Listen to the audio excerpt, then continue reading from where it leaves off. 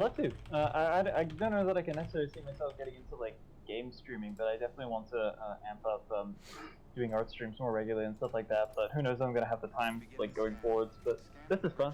Certainly happy to hang around here. There Hell we yeah. go. Yeah, alright. Did I do everything? Did I do all the things?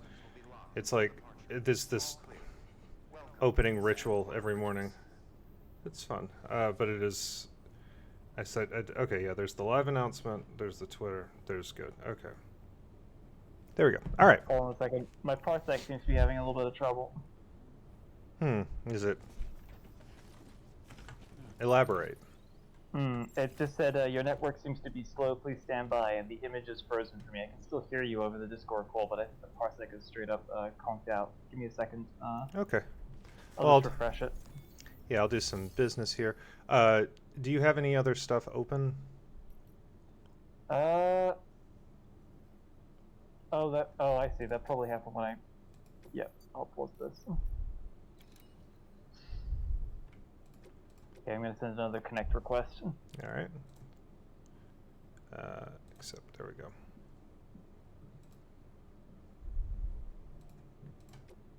There we go. All right, good to go. All right. As you know, I've been working on my Oh, no, it happened zipline. again. Oh, Damn it. Okay, I think I know what the problem is, but it's going to take a second to resolve. okay. If you hold on, I'll be... No worries. I'm just doing deliveries. Yeah.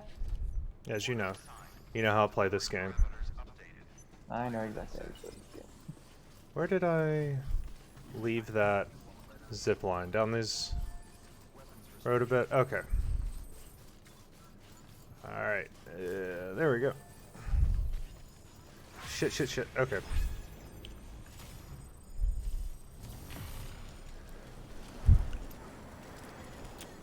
How's it going? It's going just fine. Life is a lot of hurrying up to wait right now, but that's just the nature of things under these conditions, I guess. Here we got. Hey everybody, we got special guest Francine, person faces. Are you at Hi person there. faces on Twitch also? I am not on Twitch actually, or like no, I have a Twitch account, but I've never streamed on there. So No, but I you're think I'm just Witness the Absurd. Are you? yeah. I just I wanted think to, I'm just because you're morning crew. You are a Yeah. definitely a morning crew person. We know Francine, friend of the stream. Ooh.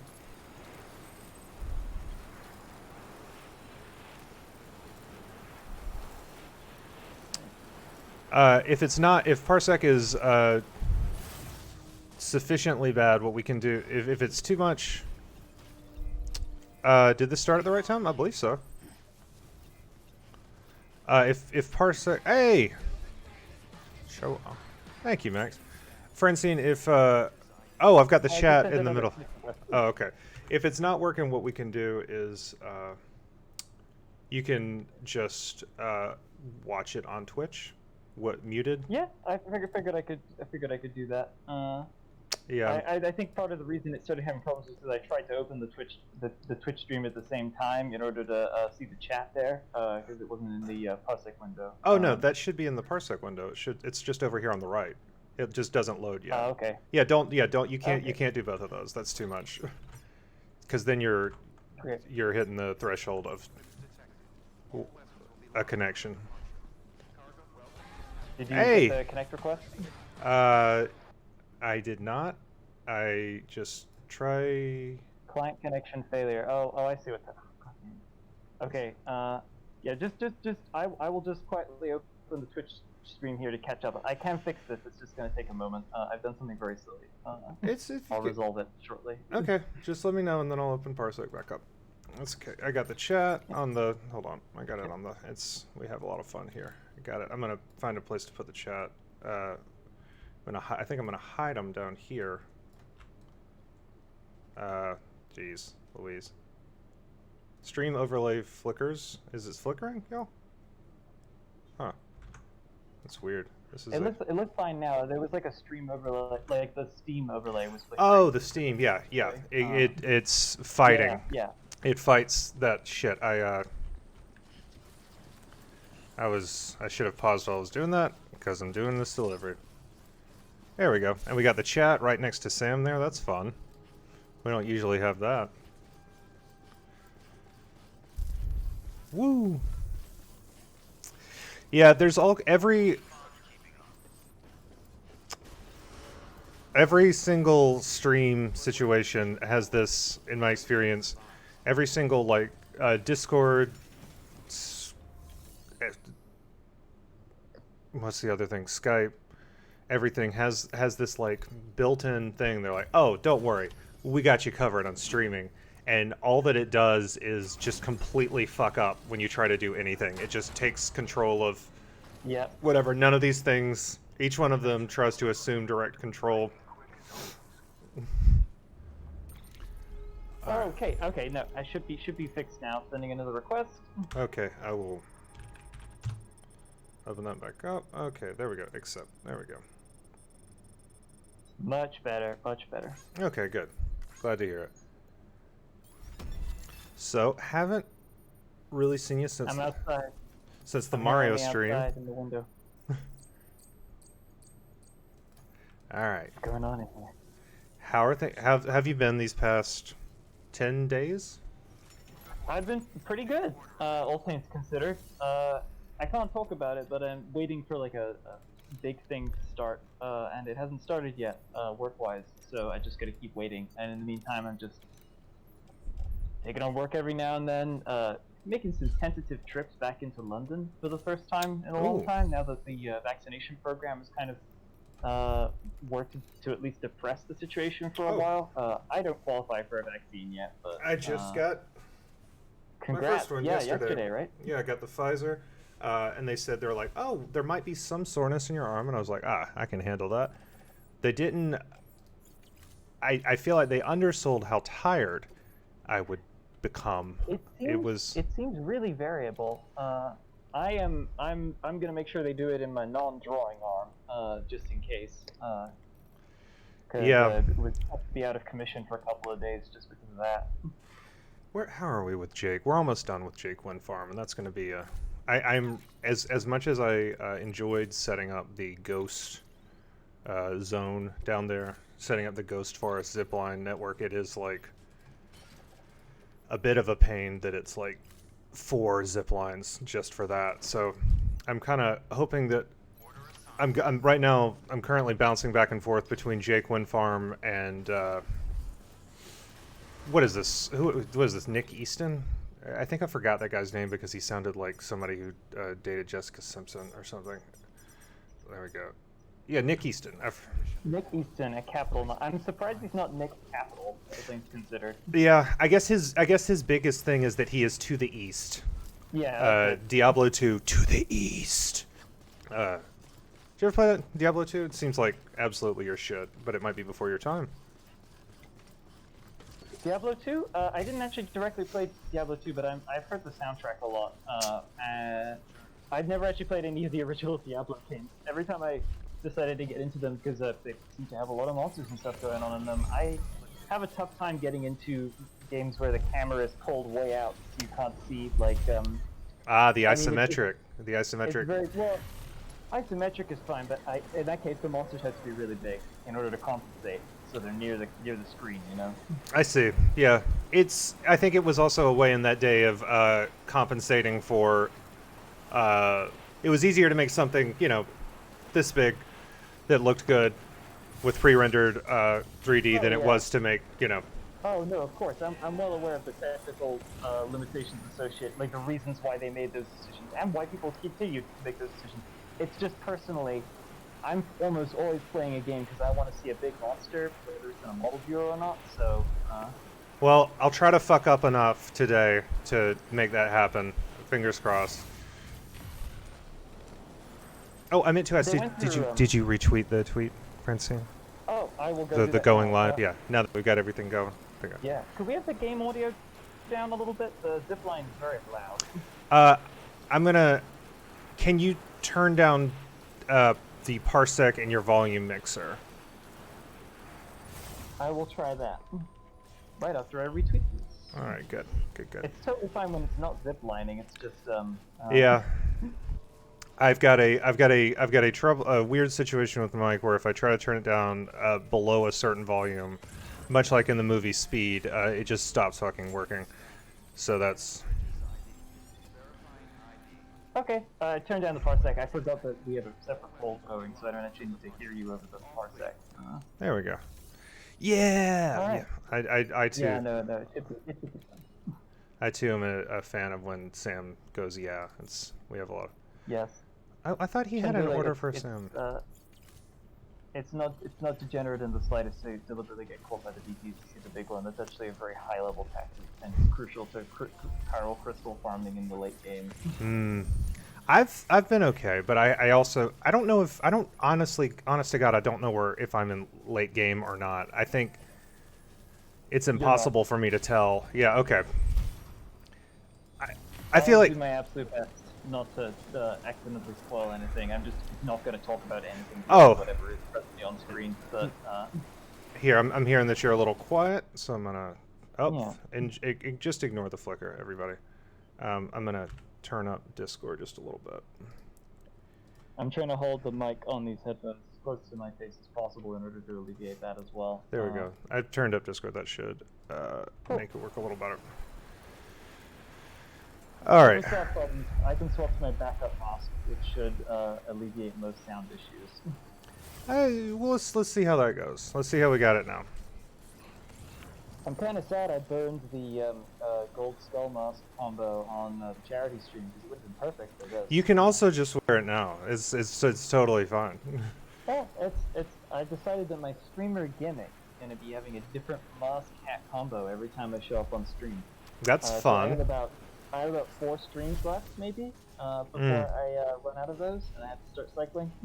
So it'll be a great 4-stream run.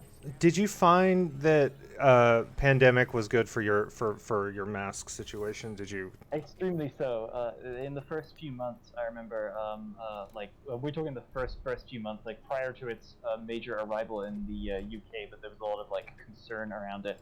I had already ordered some black surgical masks, just because it was finally my opportunity, and obviously I have a bunch of face masks. Most of the face masks I have now are actually predate the pandemic and were just fashion accoutrements that I couldn't wear outside because I was always concerned that I was going to rock up in Soho somewhere with a face mask on and someone was going to get real freaked out and all sorts of scenarios. Call the bobbies.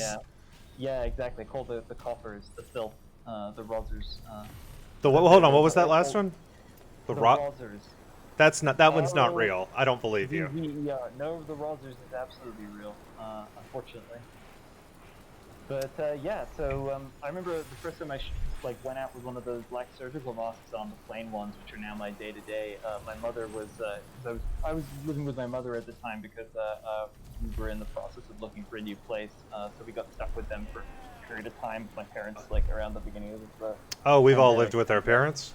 Yeah, she was very concerned that I was going to scare people going out in the black surgical mask, and how things have changed because now whenever I go back over there, they're all double vaxxed now, thankfully. So that's nice. But when I go over there, she's always asking me if I have enough masks and offering to supply me with more N95s. I am in the UK, yes. Which is part of why my parents are both double vaxxed, thankfully, but I am not even single vaxxed. Oh, is it a similar thing? Yeah, Name, we got a similar situation. Hold on, Mike. Just gonna close Chrome. There we go. It's always about, just an inside scoop behind the scenes tip. It's always about, when you're streaming, just getting rid of everything else. That's not, you can't have other stuff open ever, in my experience. That's just me. That's just what I've discovered. So, who we got in here? We got Name, Shindero, Morning, Spurbus, whole squad. Having a good time. I'm a little worried about my ziplines back in the central area. I think some of them are starting to deteriorate. and I've got. I feel like they're not necessarily supposed to be around. Like, I know that I'm playing this game in a strange way, and I'm worried that my zipline network. Yeah, that both of them, they do. I kind of, this is part of why I was resistant about creating a too large or comprehensive zipline network, is that maintenance after a certain point becomes imperative, and at this point in the game, like, I mean, I said before, I'm going to try not to spoil anything, but to be clear, you are still, you are not even, like, approaching the halfway point through the story, I would say. That's wonderful. You have a long way to go, and during that long way, you will be taken to many places, and maintaining a continent-wide zipline network in the process is going to be arduous. That's sort of part of, like, once I began it, I was like, okay, if I just leave this half finished, it's going to deteriorate. But if I put my back into it now, I can 5-star people, and then I don't need it as much, and then I'll still have the roads for a lot of stuff. Like, when I'm going up to what I'm going to do with my mountains is build those roads before I do the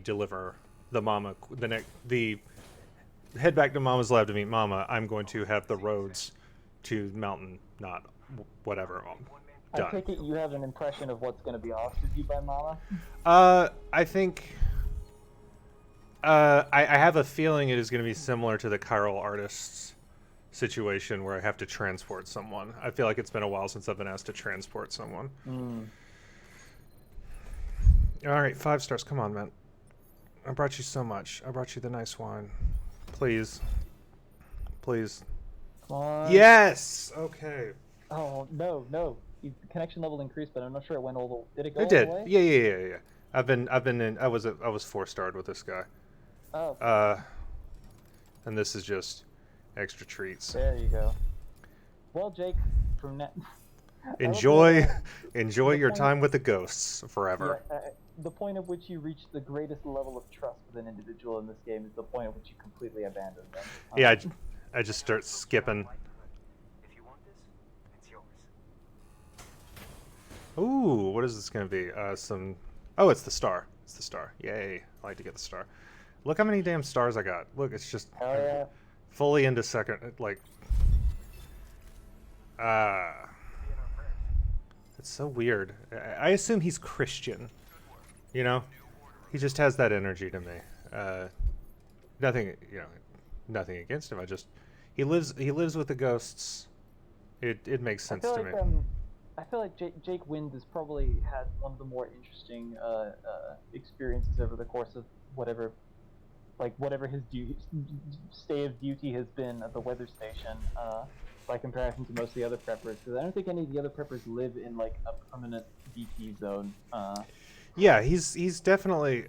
I would say I feel like he and the Timefall Farm people are like both in, like, the extremists of, like, here we are, our life is built around this element of the game. Jake Wynn does sound like somebody organized youth groups. I think that might be some of what I'm getting here. Some of where my feelings about this are coming. And if I'm shutting the door behind me with this guy, I definitely want to Claim some materials. Yeah, you don't ever want to have to come back here. If I can avoid it, then can I carry that much? Let's see. Unlikely? How much is that? How much could that be? 1,200 kilograms. Is it?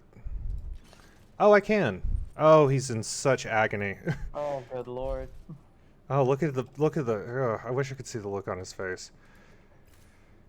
Yeah, I can. Yes, suffer. I couldn't bring myself to be this cruel to him after a certain point. Well, I built him an entire zipline network so that he doesn't have to walk. And sometimes, to make that happen, he's gotta. Jesus. Oh my God. Am I even going to be able to ride the ziplines? This is with the skeleton as well, I hope you understand. Yeah. It's pushing through that skeleton. You're looking at an augmented human capacity that still falls short of what you're asking. Oh, and I just remembered that the place I'm going to drop off is, like, even harder for this. I could have just built a thing like one of those things that you can connect to. But I didn't. God, Warning, the black fish. look at him strain. Hey, one Oh, fish. God. Maybe I can make. Will I even be able to get on the zip line? That's I'm fairly certain the zipline has no weight capacity. The only thing you can't bring on a zipline would be the tethered hover platforms. yeah. Yeah, those shoes are almost gone. I actually just made some because my Chiral boots are almost worn, and I don't have a capacity. I don't have the ability to get more here without warping back, which I guess I just could. But I sort of committed to coming here, doing this, and kind of Okay, finishing it. What if you got in that car and then drove the rest of the way to the zipline? I was thinking about it. I might just. God, this really is just. This is just horrible. Yeah, he's not. I would call this pain. Is what he's probably feeling. If Higgs was anywhere nearby right now, this would be the moment. This would be the moment. All right, can I get in from the side? Oh, he's just. Jesus Christ! All right. There you go. Oh, but now we're fine.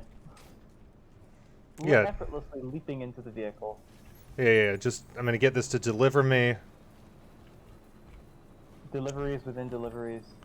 Wheels within zips. There we go. This is how the postal service works in real life as well. That the massively over-encumbered human frame of one postman is delivered by a vehicle to a large zip line that then takes his like ruined carcass, hung like an abattoir or whatever, from one zip line to another. Yeah. Absolutely. Yep. That's how it goes. You know this. I know this. Yep. Have you? Forgive me. Did you? What have you been playing lately? Have you been playing any games? We've been replaying Devil May Cry 5. Oh, I played that last year. I had a. Yep. The special edition specifically, the PlayStation 5 one, because we somehow managed to get a PS5 back when pre-orders originally went out. So we've been taking advantage of anything that'll get us, which included early Resident Evil 8 demos, which was fun. And now includes PlayStation 5 Devil May Cry, which I admit completely that I'm a total mark, and I bought it again because I had an actual PS4 copy, but I wanted virtual mode and ray tracing for PS5. Turned the ray tracing off pretty quickly, but have thoroughly been enjoying the rest of it. Just playing it again. What is ray tracing? Because I have never been able to get a clear answer. Okay, so ray tracing has been around for a while. It's not necessarily a new technique in the general sense, but it's real-time ray tracing is what's big now. It's basically it is what it says. Whereas a lighting engine like the one in Death Stranding right here, it's a combination of shaders and like systems or whatever that replicate natural light. They give you the illusion that light is acting dynamically in the environment in the way you would expect it to in real life. But it's not an actual simulation of light.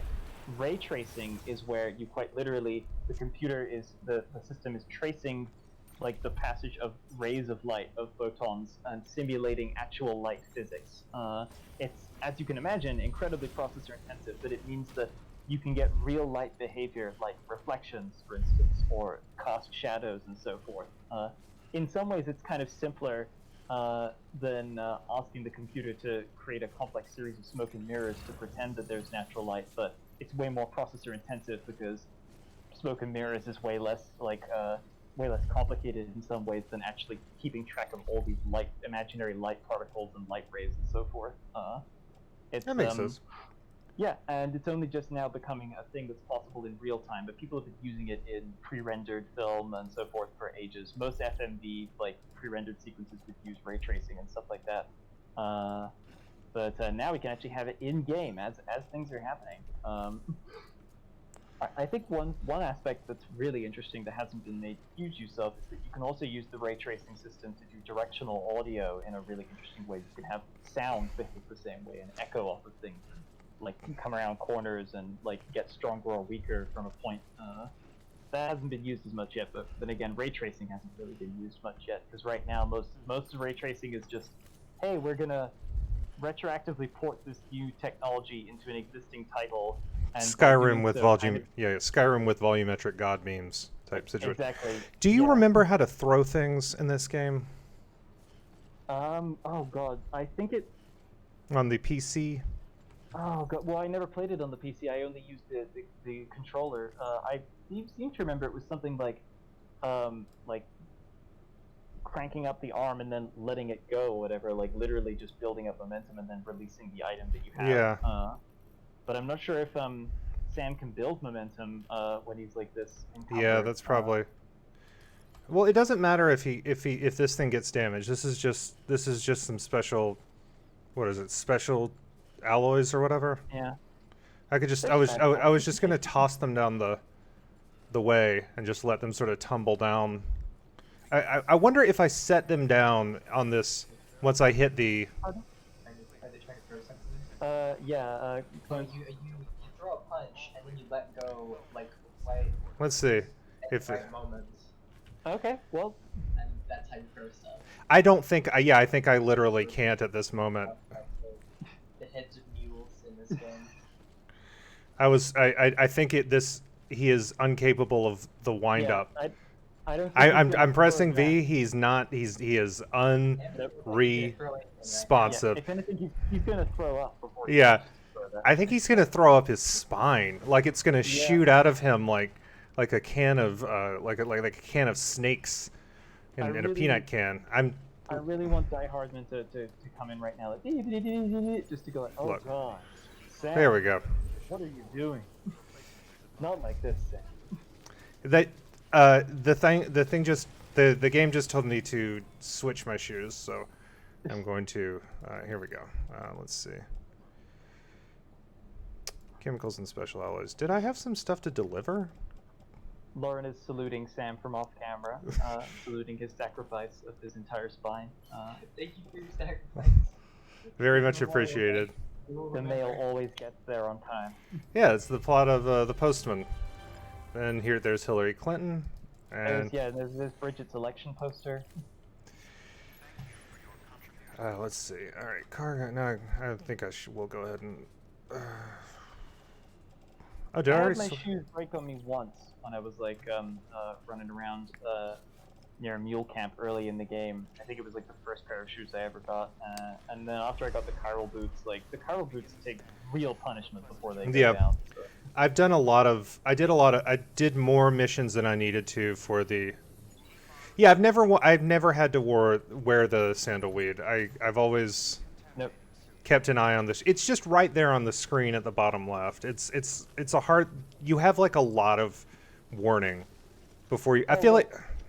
I did wear the sandalweed once because I just wanted to see what it was. Yeah, I was about to like. say it sounds like something you would do for the novelty, more than like out of necessity. Okay, and then we just recycle and confirm. All right, so I think we're quickly reaching a point. I'm seeing if there's any other things I can take to. No, we're quickly reaching a point where I think the only one I'm going to have left to 5-star here is going to be Portnot. Let's see. Got my filter on. Got rid of all this garbage online. Let's see. We got Capital Knot, almost there. George Baton's done. Wind Farm done. Musician done. Musician was very quickly. Yeah, and it's just going to be Portnot. And I think I can get those once I just get rid of these zips up here. No, Francine, I'm afraid Francine has to stay outside behind the window. I'm not vaccinated yet. That's fair. That's true. That's true. That's why you're wearing the mask. There was a pop-up vaccine clinic that opened up just next to the Sainsbury's the other day that had a big sign out front that said, "Walk in, no appointments necessary." I was very excited about that, but then I found out that one, they're only doing 40+, which is higher than even the current like young age limit. And two, they only had the AstraZeneca, which I'm hoping to get a Pfizer. That is what they're recommending for under 30s. Yeah, that's what I got the Pfizer. Morning, Kimberlite. Hey. All right, I was a little worried you might be too like exhausted from the vaccine after effects or whatever to pop up today. No. I took the one day. I took the one day just because I had sort of had to, but it's I like I am rather than drained. The morning stream is very. It's rejuvenating. There it is. Yeah, it's my coffee. It's my morning. It's. Oh. Speaking of. I'll say the rusted structures do look kind of fetching in their own way. It's kind of a shame that you got to fix them up. Like, Oh, some part I of you will. just- I let them rust. I'm not going to waste my any time on someone else's bridge. That's not. I started this game very much in the spirit of I'm going to help everyone and we're gonna build something together, and then I still am helping other people, but more and more I'm like I'm not going to use your ziplines. I don't trust your ziplines. Something that's probably going to disgust you is that I had little or no interest in repairing any of the roads. The roads were probably the major part of the structure that I ignored from this game. I mostly just went feet, bike, and then zipline where necessary. I gotta say, it makes the game a lot easier. Eventually. Eventually is the key thing. Yeah, Timrod, that's true. So closer to release, there were a lot of people just building roads anyway. So I stumbled across a lot of infrastructure that I did not contribute to necessarily. Yeah, the huge deliveries do require the road. They're like, oh, here's 1,800 pounds. That's true. And that's a good way to get your to bulk your calves. I feel like the system of how this or that thing actually improves your stats in the game is a little bit. Yeah, it takes sit max is a little bit obtuse, slightly opaque. Like the fact that you're carrying heavy loads makes you better at carrying heavy loads, but only if you. You know what I'm saying? Like it's not Yeah. the most clear, and that the time you can only improve your time one with time. You can only improve the one spike of the star with using with time deliveries, which is not super obvious. I can't remember what that one actually. What the like statistical game benefit to doing that one is. Does it make you faster? Is it... I have no idea. Maybe it like makes the time penalty like less arduous on more timed missions in the future, which would be a weird thing. But can you? Yeah, he can carry this. Don't worry, he's fine. He's very strong. Yeah. He's fine.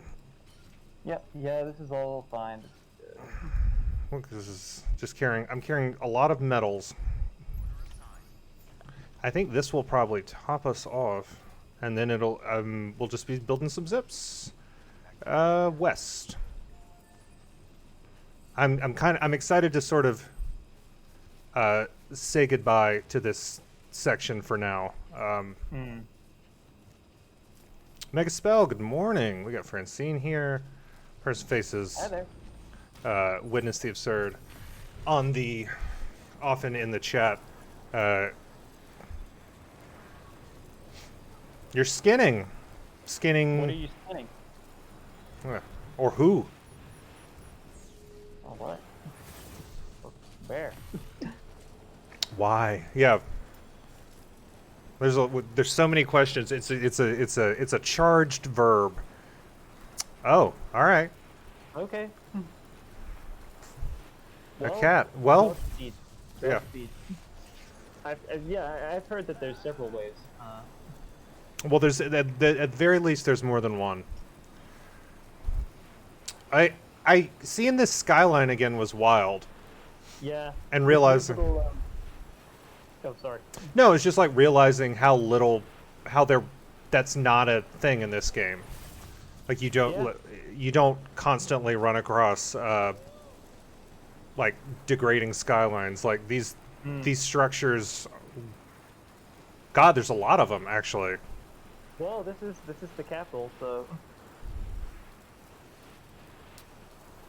I think you'll be able to hear Francine a little easier when I'm not on the zip, hopefully. If not, I can try and move the mic closer to. Oh yeah, that's always a good idea. Whoa, okay.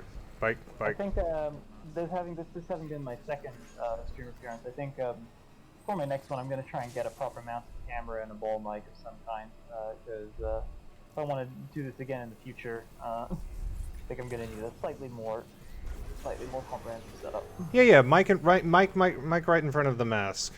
Do you have maybe a stack of? I use this stack of, for instance, I use this stack of One Piece mangas that I put my microphone on, and that as such, it is actually right there, just out of frame. For me, the mic is just attached to the headphones. It is literally I see. like an earbuds mic, so I just need to hold it here. It's kind of a little bit like a loose lavalier. Yes. Thank you. Of course, I know what that is. Absolutely. It is effortless that I understand what you said, but just for the chat, if you could elaborate. I barely know what it is myself, but a lavalier mic is the kind of mic that they put in someone's shirt for the purposes of a show or something like that. Yeah. So rather than being a mounted mic, it's like a little wire that runs through the shirt and it has a clip or whatever. Come in. Are we going to 5-star? Are we there? Come on. Yes! Okay. Good morning to Jumbo Lump of Crab Meat. Hey, Crab Meat. Good morning. Oh, there we go. There we go. That's 5 stars. And like 6 or 7. It's such a huge jump when you get the 5-star in the Chiral. It's like I've never thought, oh, that wasn't worth it. Yeah. I appreciate that they do make it worth their time to go around and like 5-star as many people as possible. I wouldn't say that I 5-starred everyone, but I got near as gamut to it before I petered out with the game, which was well after I was done with the main story. Actually, I kept playing for a long time afterwards. I can see that. I think it's a game that if I were playing it differently, if I were playing it not on a schedule. Because like it has absolutely affected how I play the game. Just the biggest thing would be in terms of I don't. What do I have here? What do I have in terms of cargo? Oh yeah, I have.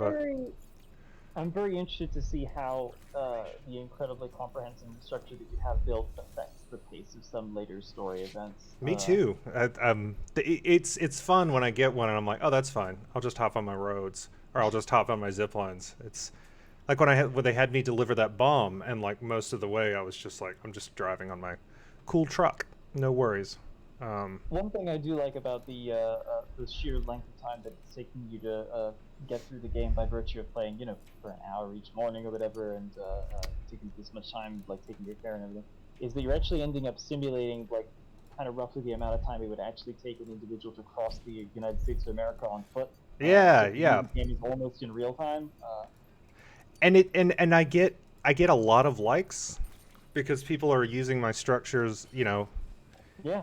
It's not like, oh, I played this for a week, and it's like every single day there are many people using my structures. You're kind of playing optimally as far as like what the developers intended. To be honest, like this is sort of what they were hoping for. I think is like a high proportion of players who are willing to be completionists and construct very like solid infrastructure for other players to make use of. Take their time. I am more engaged. I am engaged with it as if it is a job, and I get it's like I get sort of incidental I find satisfaction. It is nice when there is satisfaction and excitement, but I don't. At no point do I take that as like that the game will be exciting as like something that is due to me. I'm just like, okay. Yeah. I think there is some fake interaction stuff. I think there's definitely. I'm curious how asymmetric the time, like whether my structures exist exactly in real time with. Sorry, I think you're cutting out for a second. Yeah, I'm getting some interference for some reason. Did you download anything or?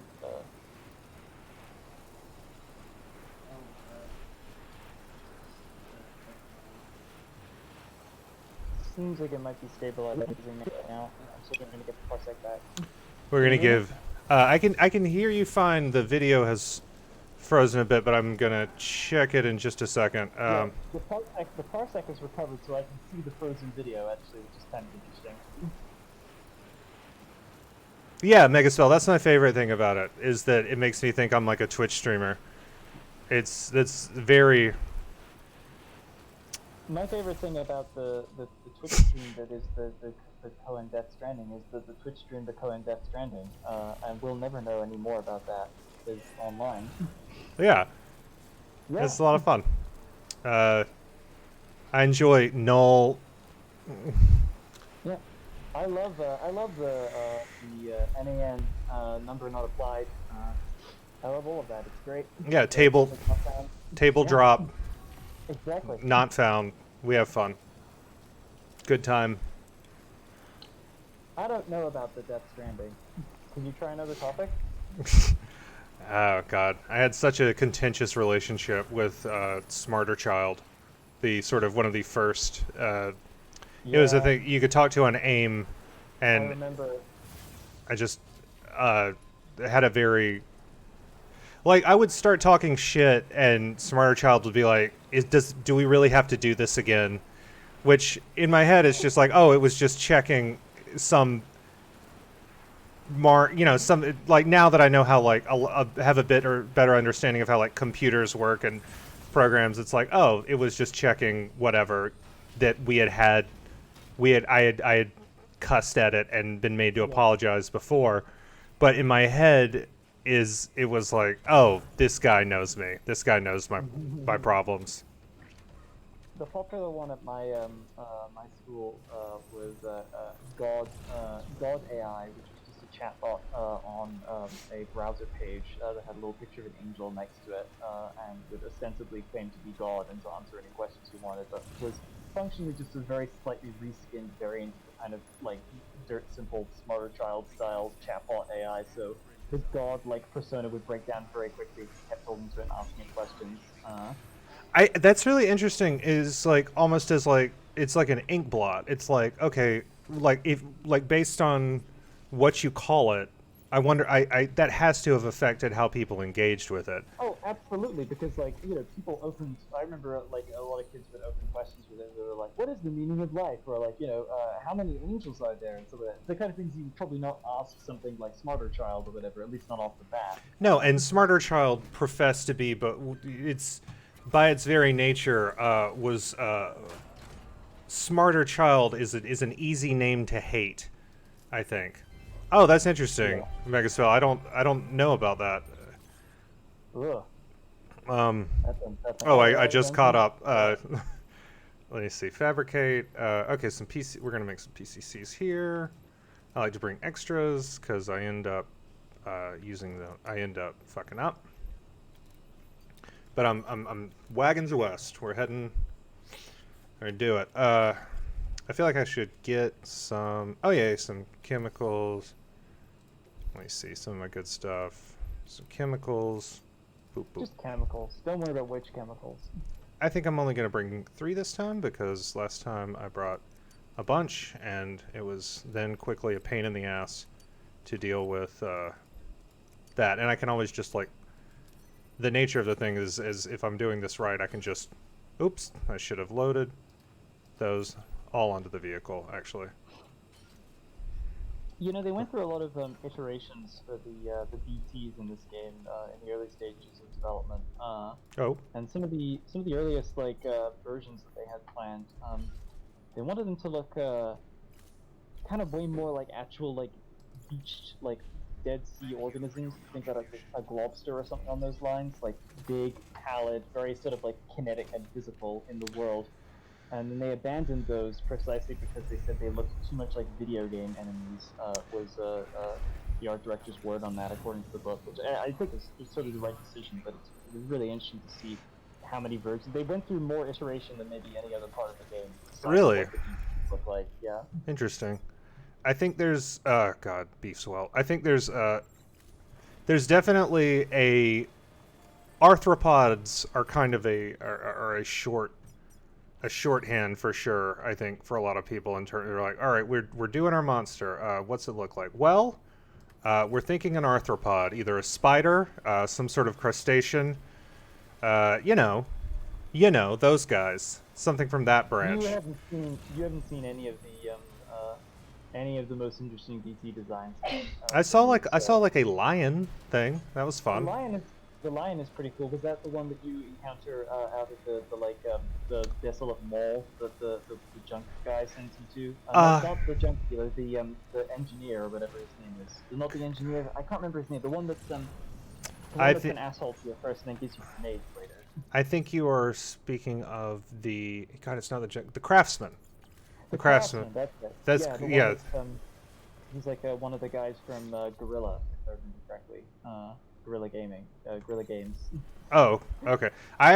He's the one who looks a little bit, not a lot, but a little bit like Christian Slater, and that is who he is to me. The lion is very cool. I'm wondering. I'm trying to figure out where I put. I'm like, okay, I put this. I have a feeling that zipline is not going to connect easily. The one that for the musician is not going because it's sort of down in that crevasse. But let's see, that's 1,193 away. So that's about that. If I have 4 level 2, that's 1,400. So that gives me a couple hundred feet of inefficiency to play with. Mega Cell, that's cool as hell. Talking shop for a moment, you're probably. I assume you were under an NDA. Is that still like a thing anymore, or was it like Killzone era work, or like Horizon stuff? Like. Ooh, wait, Horizon was involved with AgroCrag was involved with Horizon. Wait, Horizon Zero Dawn? I have no. Guerrilla made Horizon Zero Dawn. Oh right. That's why one of their developers in this game. Oh right.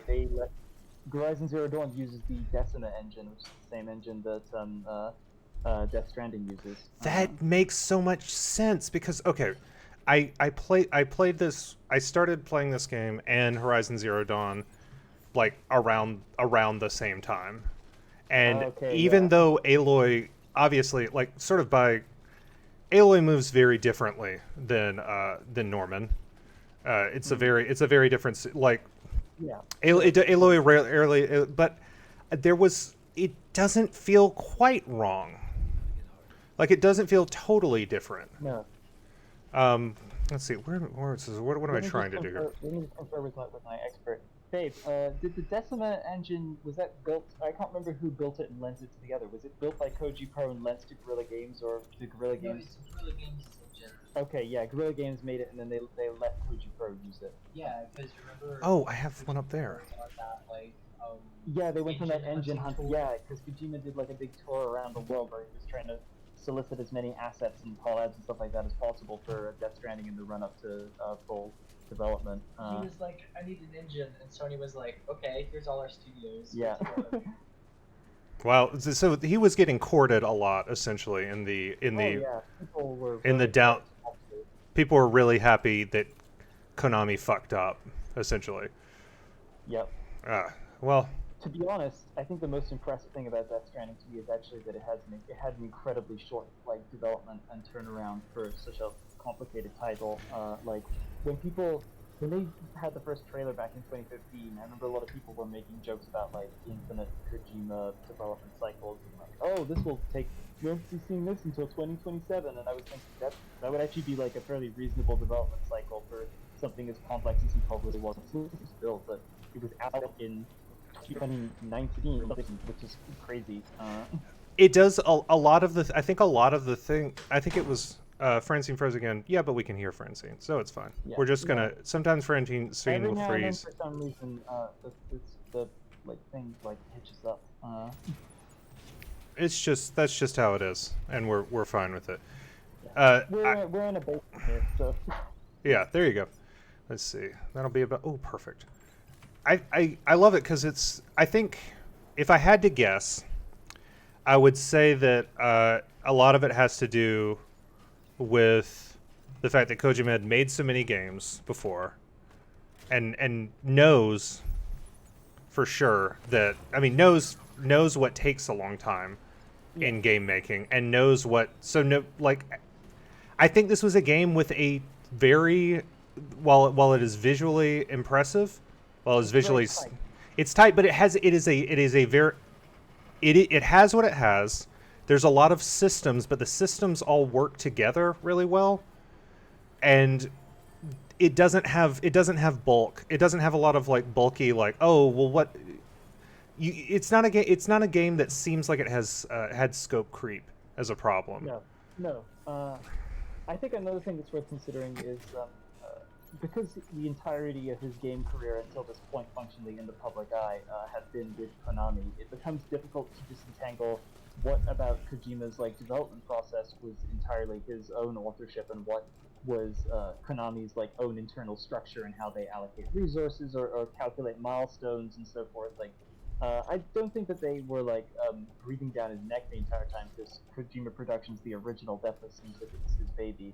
But I think it was interesting to see just how much quicker he was able to turn around a complete title like Death Stranding after leaving that structure. Especially if you think about all the stuff that came out around the end of MGS5's development cycle about the appalling conditions that they were under, everyone was being forcibly squeezed to try and make them quit. They didn't have to pay severance. We can't discount the power of spite. There's also that, yes. It is as a motivator.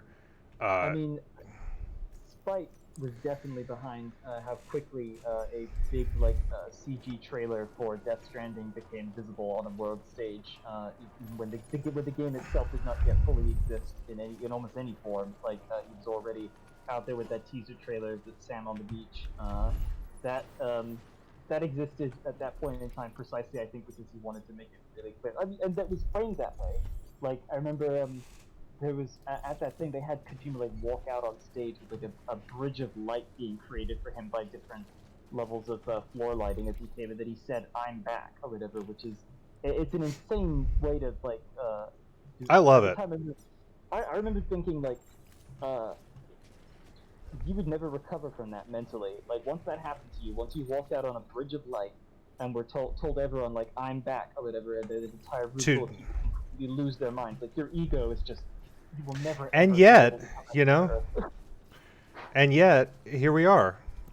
He made a good game. He didn't. Huh?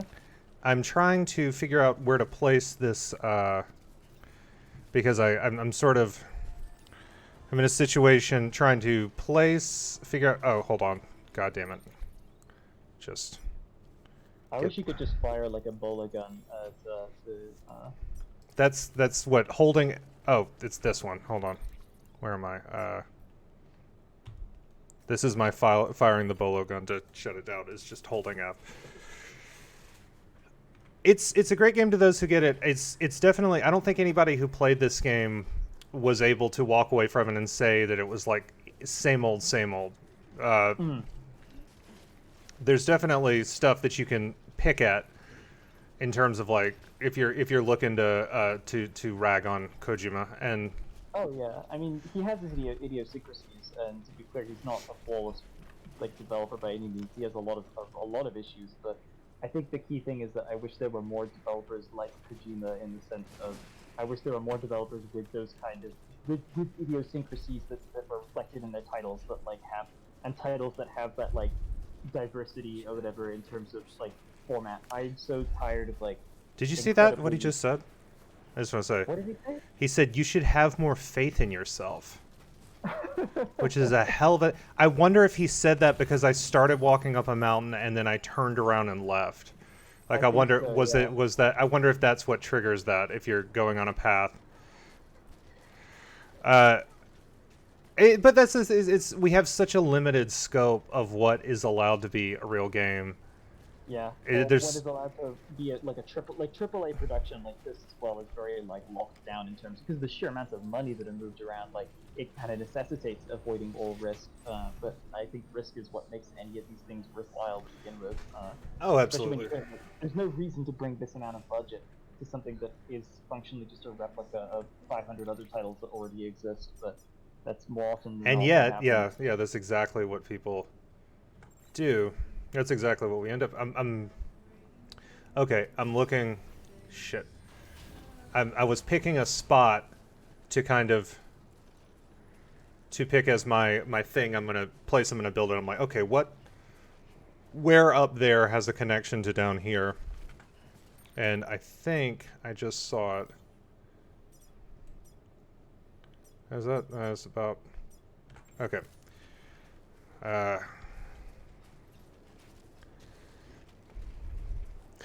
20 zips. I'm really interested to know what he does next. There's been some like loose rumblings about a horror title, or like someone found some art that might suggest a Death Stranding 2 or whatever.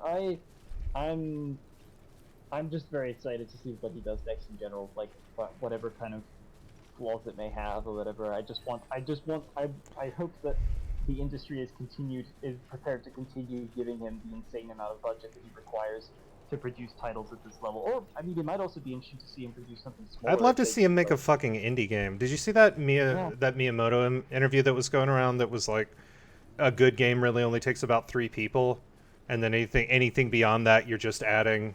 He said something, and this was like talking about why they had basically essentially canceled the Earthbound 64 remake, because they were like, why are we doing this? Like, why does it matter if this game is? When was this interview from? It was it would have been like 1999, but I saw some people like throwing the clips or not throwing them.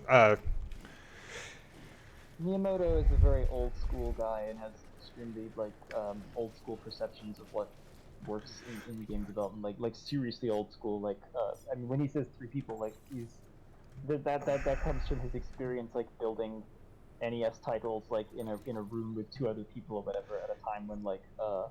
But I don't think he's. I think there's a lot of what he was saying. A lot of what he was saying in the interview. I think he's dead right. Just as somebody who directed a game that got that certainly had some scope situations. But I think that's every game, because the longer you're working on something, the longer you need it to look like something that to you justifies the time you've spent on it. I am almost. Undertale was absolutely. I'm just gonna. This is a particular grievance of mine. Undertale was absolutely made by a lot more than 2 people, but that is not the popular narrative. A lot of artists worked on that. A lot of folks. Anyway, just a Stardew though. Yeah, Stardew's like one guy. Yeah, Stardew is a labor of love on behalf of one individual. And that wonky guy, the grandpa in. Look, there are a lot of people involved. That's okay. That's like 250. It's pretty good. Let's see how we. I think almost any I think obviously there's a certain point after which the sheer number of people in a AAA development can make it much more difficult to produce a good game, simply because the direction becomes diluted. But I think if you have competent management, competent infrastructures, and a good pipeline, like AAA production can work just as well, and just in a focused way. Or not even AAA, like most indie games are now ascending into what was formerly like the territory of B games in the like late 90s, mid 2000s. That's what's so absurd about it, is that the terms of, and it's like the tools get more sophisticated, which makes it somewhat easier. Oh, that's what. Jesus, that's the direction. Okay, Christ. I wonder if I can get up to there. How far is that? It's like 100. At that point, I will be... If I can get up there, that'll be about... You see where I'm trying to do it there? I'm trying to... If I can place it there and then connect to that one, I think it's doable.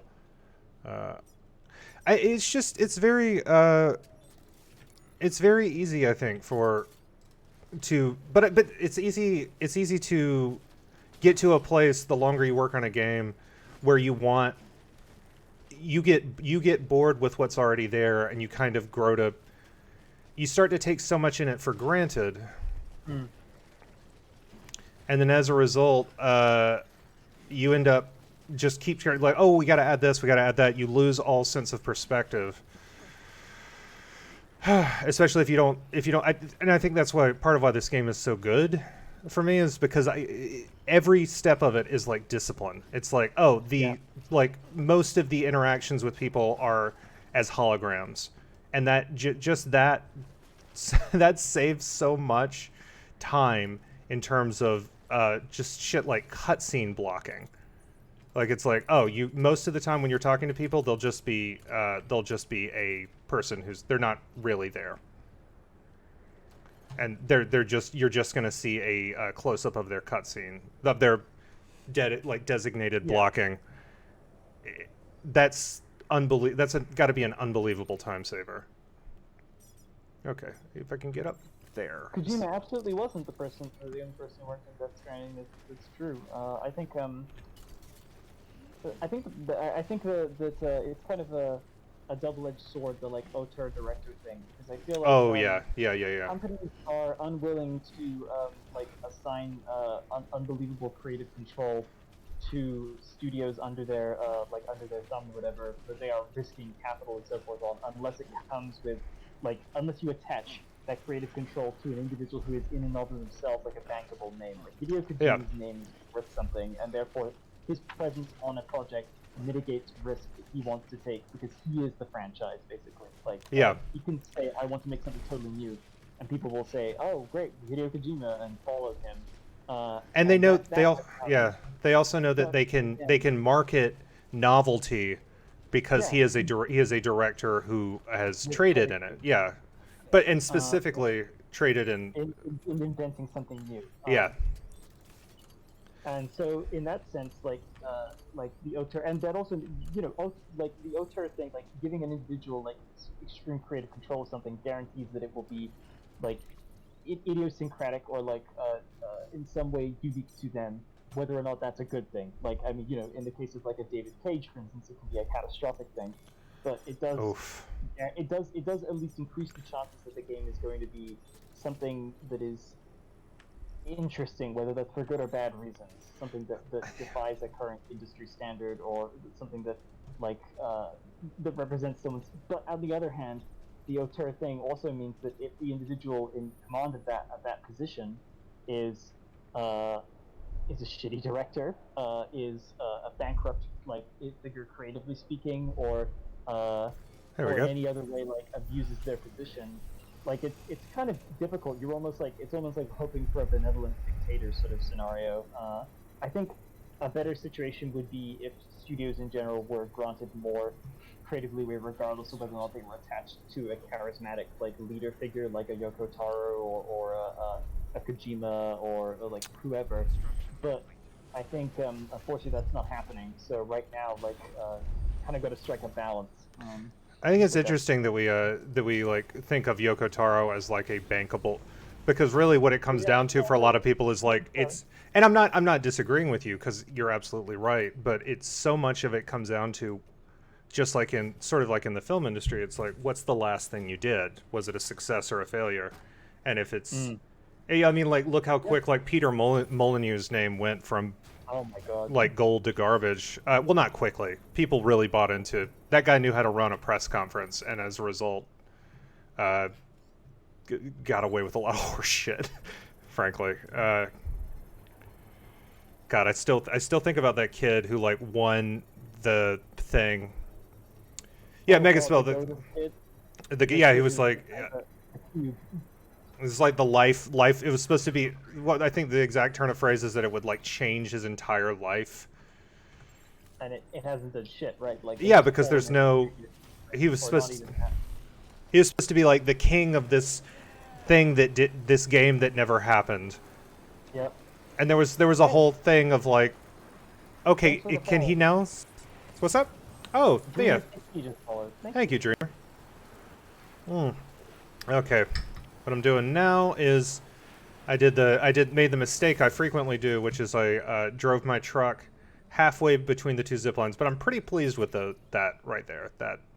That's very efficient. I don't know that navigating the rocky shoals and crevasses of game development discourse, and we've managed to thread a zipline through it.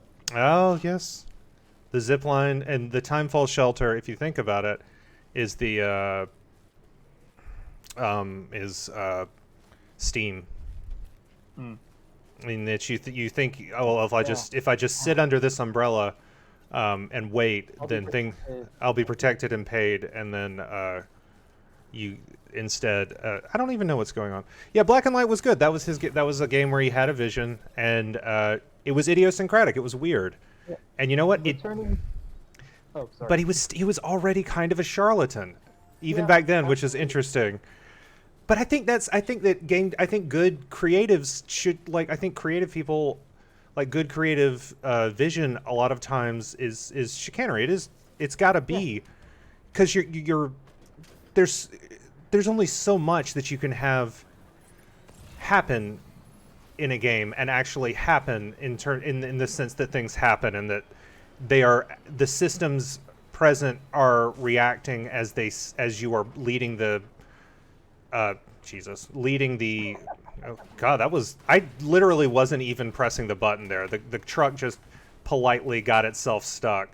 And I was like, oh, I know, I've heard about you. It was very excited. Keemstar ass truck. But I think there's a what was I saying before this truck happened? It's all lies. Video games are lies. There's stacks of horse shit, and every time you see the screen fade to black, it saves. Every time you see the screen fade to black when somebody goes to open in a door, you just saw somebody saving 6 months and $400 million. Oh yeah.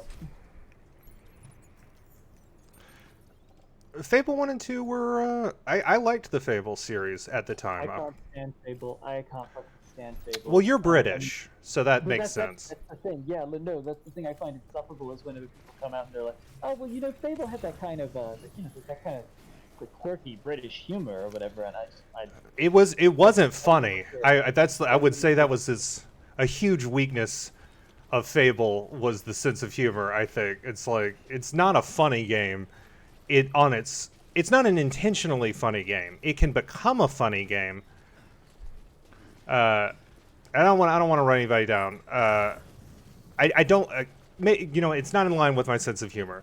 The jokes as written by Fable, not great. The circumstances of playing Fable, in which I just walk into a town and literally press a button to raise demons from hell, and while wearing like a chicken hat, like the absurdity of how you could make those parts interact, that was a high time. That was Megaspell,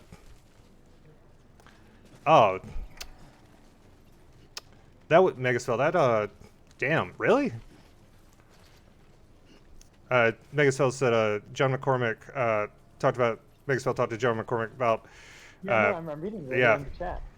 I am saying it for the folks who have the chat on the window. I try to sort of keep keep people up. But the fighting for a black woman to be on the cover of Fable 2, that's a good on him for trying. Yeah. I don't believe Fable 2 even had playable black women characters. I'm pretty sure that the default male and female heroes in that game are both white. Could you only change your sex? Could you not, or your gender? I believe, no, you could only pick at the beginning from a preset quote-unquote like male and a preset quote-unquote female setting, and then after that, any other changes like in terms of your character's appearance and so forth is all dictated by the morality system, which, again, it's been a while since I've seen Fable 2. I recently rewatched a little bit of it, but if I skimmed the wiki and stuff like that, so if I'm incorrect, then if I'm incorrect, then people are gonna have to correct me. But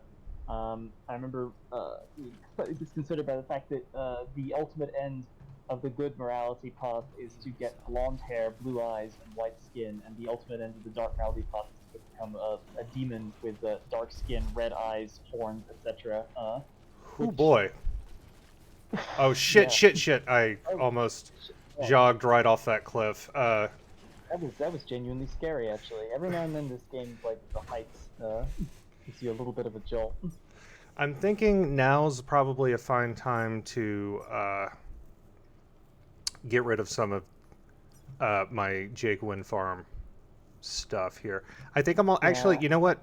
before I do that, I think I'm going to get rid of the one for the musician, because that really is that's an easy one to replace.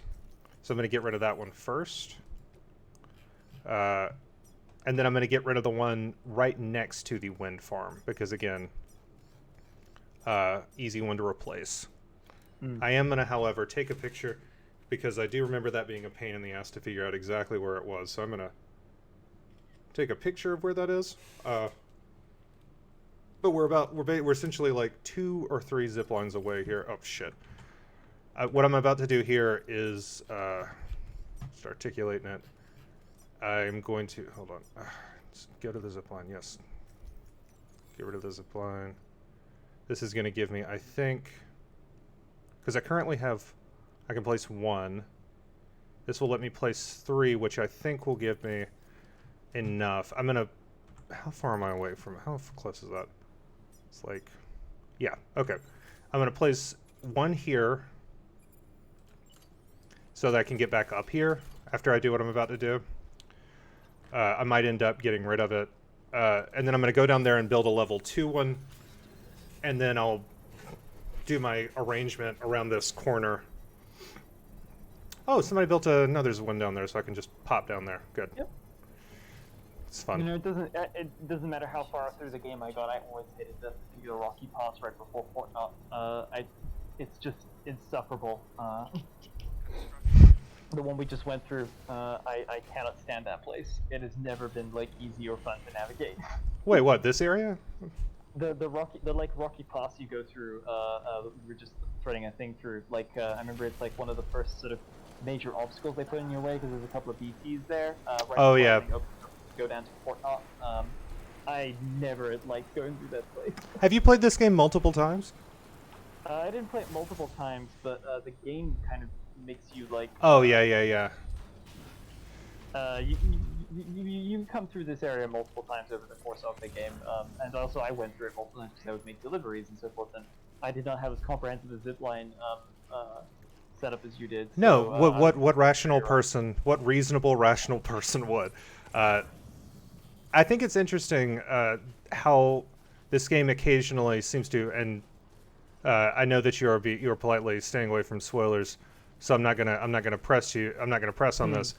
But just an observation, there have been times in the game when I think I'm sort of leaving. I'm like, okay, I'm moving it. Like the fact that it's like, okay, now you need to go all the way back to South Knot to talk to Mama after going up to the mountains. It rejects the idea that you totally leave a place behind. Yes. When you finish it, and they want you to go back as well, because they give you mechanics like the fragile jump and so forth. Like they know that the players are going to be hopping all over the map and doing stuff. Yeah, I wonder. It's hard. I wonder if there would have been a way to do the fragile jump. I understand why being able to just jump around with cargo would sort of undercut the entire game. But I feel like the fact that you lose all your cargo when you do it made it a little bit less like something I stayed away from for a while. I used it.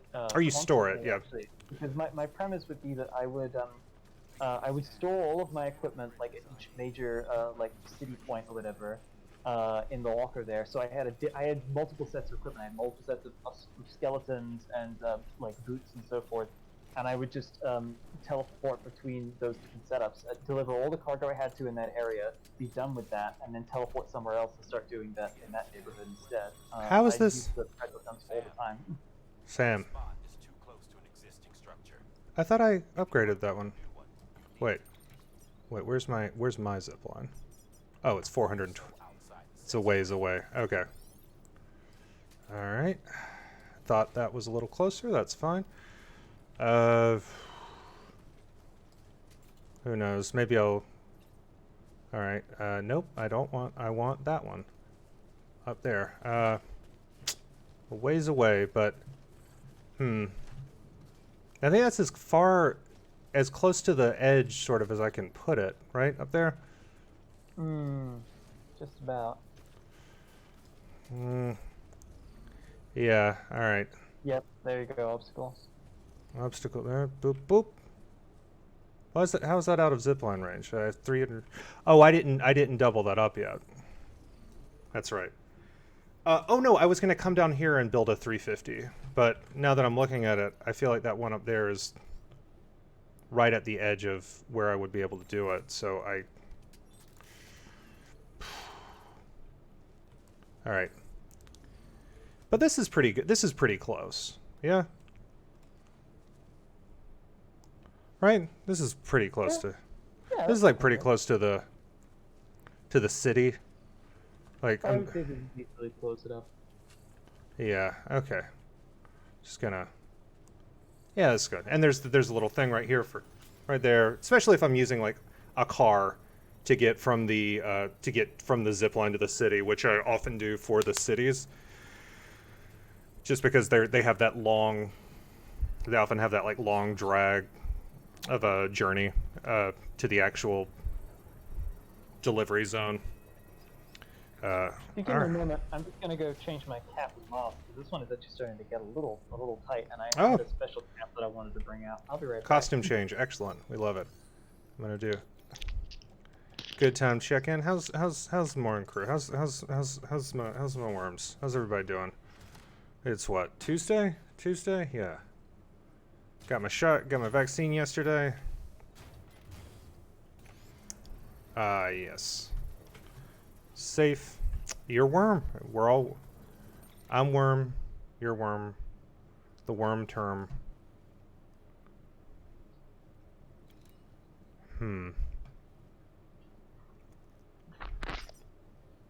There we go. Did I connect these two, or did I not? I don't think I did. I think yeah, okay. So close. Oh, very good. Gold hat, chiral. That's Chiral cap, yep. And excellent. the key thing about this mask is that I can do that one trick that I kept doing on the charity stream where I can open it in order to be able to drink on stream because I'm very thirsty. Oh yeah, that's very important. No, that side's not gonna work. That doesn't look as cool. It's about the prestige. You see, you're a natural born streamer. I think you'll. All right. So the trick here is going to be now figuring out. Now that I have this, I love this. This is great. God, that's terrifying. You ever been in cable cars? I have not been in cable cars. I've been in cable cars. Tell me more. When I was living in Switzerland, obviously there's a lot of skiing and mountain activities and such to be had in Switzerland. Oh, obviously. And I remember I'm terrified of heights to begin with, and at that point in my life I was also morbidly terrified of elevators. So the combination of being trapped in a metal box on a wire, like over a massive crevasse, was not something I enjoyed, but was often necessary because my family would be like, "We're going skiing at Santiago," or something like that. And the only way to get to the actual part of the skiing resort or whatever is to get in a cable car. And my God, cable cars are just awful. I'm terrified of them. I feel like cable cars primarily exist in my brain as a place. Like they would, yeah. I wouldn't trust them because in my head they are mostly for action set pieces. They exist to collapse theatrically and leave a person swinging in peril over like a picturesque mountainscape. I only ever fell off of one once, but that wasn't a cable car, such it was a chairlift. Those are very different. It was in Switzerland, at the international school that I went to, which eventually closed like a year after we got there, and I had to move to a different one. But that's the first international school that I went to. Isn't that always just the way with international schools? Yeah. Afternoons on Tuesdays were sports time, like double session of games or whatever.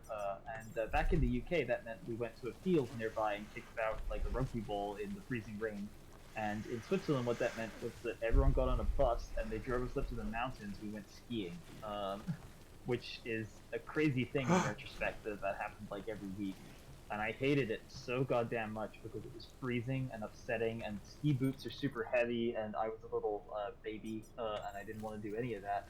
and it also required me to get on multiple cable cars and chairlifts every Tuesday. And the teacher was an extremely aggressive man who only spoke French, and at that point in time, I did not know French yet, only portions of it. And he had a very large, bushy mustache. It is my understanding that this is typical of British well, I guess this was not a British situation. This was in. I don't know how much I should say about your your lineage. Yeah, my parents are British. I was born in England, but then we moved around a whole load of places because my parents were diplomats. That's So the thing I didn't know if I was allowed to say. Oh no, it's totally fine. It's not a secret. And it meant that I lived in India, Switzerland, a couple of other places like off and on. Shit.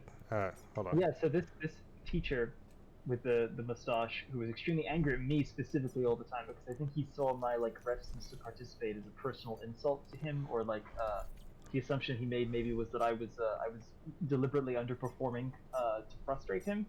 And I remember one time I was on a chairlift heading up the oh, fantastic, Ocean Shape, thank you so much for picking up those cards. I have I love those cards. With Zaba cards, Zaba TV, and they're really nice in person. I own a couple myself. I'm gonna get some more designs up with them soon. But yeah, so I was on a chairlift, heading up, because you would go up to the top of the slope, do the slope, come back down, and then you would just be told get back on the chairlift and go do it again. And I was heading up the chairlift, and whatever reason, the thing, like the safety thing, came off, and I fell several feet, not like a huge distance, but directly into a snowdrift that was like out of the zone, like out of the sort of zone where most people were like walking and so forth, because the chairlift covers areas that of the slope that aren't traversable normally. I landed in a pretty thick snowdrift and it was fine, but I kind of like caught my ankle a little bit, and my ski was all bunched up, so I couldn't really get up like very easily. And I remember seeing the teacher go over me on the chairlift, looking down at me, and he was just fucking furious. Just contempt that you would. Just like he was so convinced, I think, that I had somehow removed myself from the chairlift in order to slack by lying like half dead in a snowdrift. And it wasn't until Did you? A tourist. No, I did not. I tell you this, I would have much preferred to be in that chairlift than stuck in a snowdrift. And it wasn't until a kindly tourist who spoke English, because I was going, help, please, au secours, like in very bad French. You could think he figured out I was English speaking first, and he was like, hey, hold on a second, and he just dropped straight out of his chairlift and picked me up and like brought me back to the main area. I don't think I was in any real danger of anything other than being cold and wet and miserable. But it was very disorienting and upsetting, and I never forgave that teacher for abandoning me. And a couple of, like I said, a year later that school was shut for completely unrelated reasons, and I never saw him again. But I hope wherever he is. Clarify something for me, if you don't mind, if you have a moment. Yeah? So my understanding of the not the UK, Europe. I know those are not the same, but look.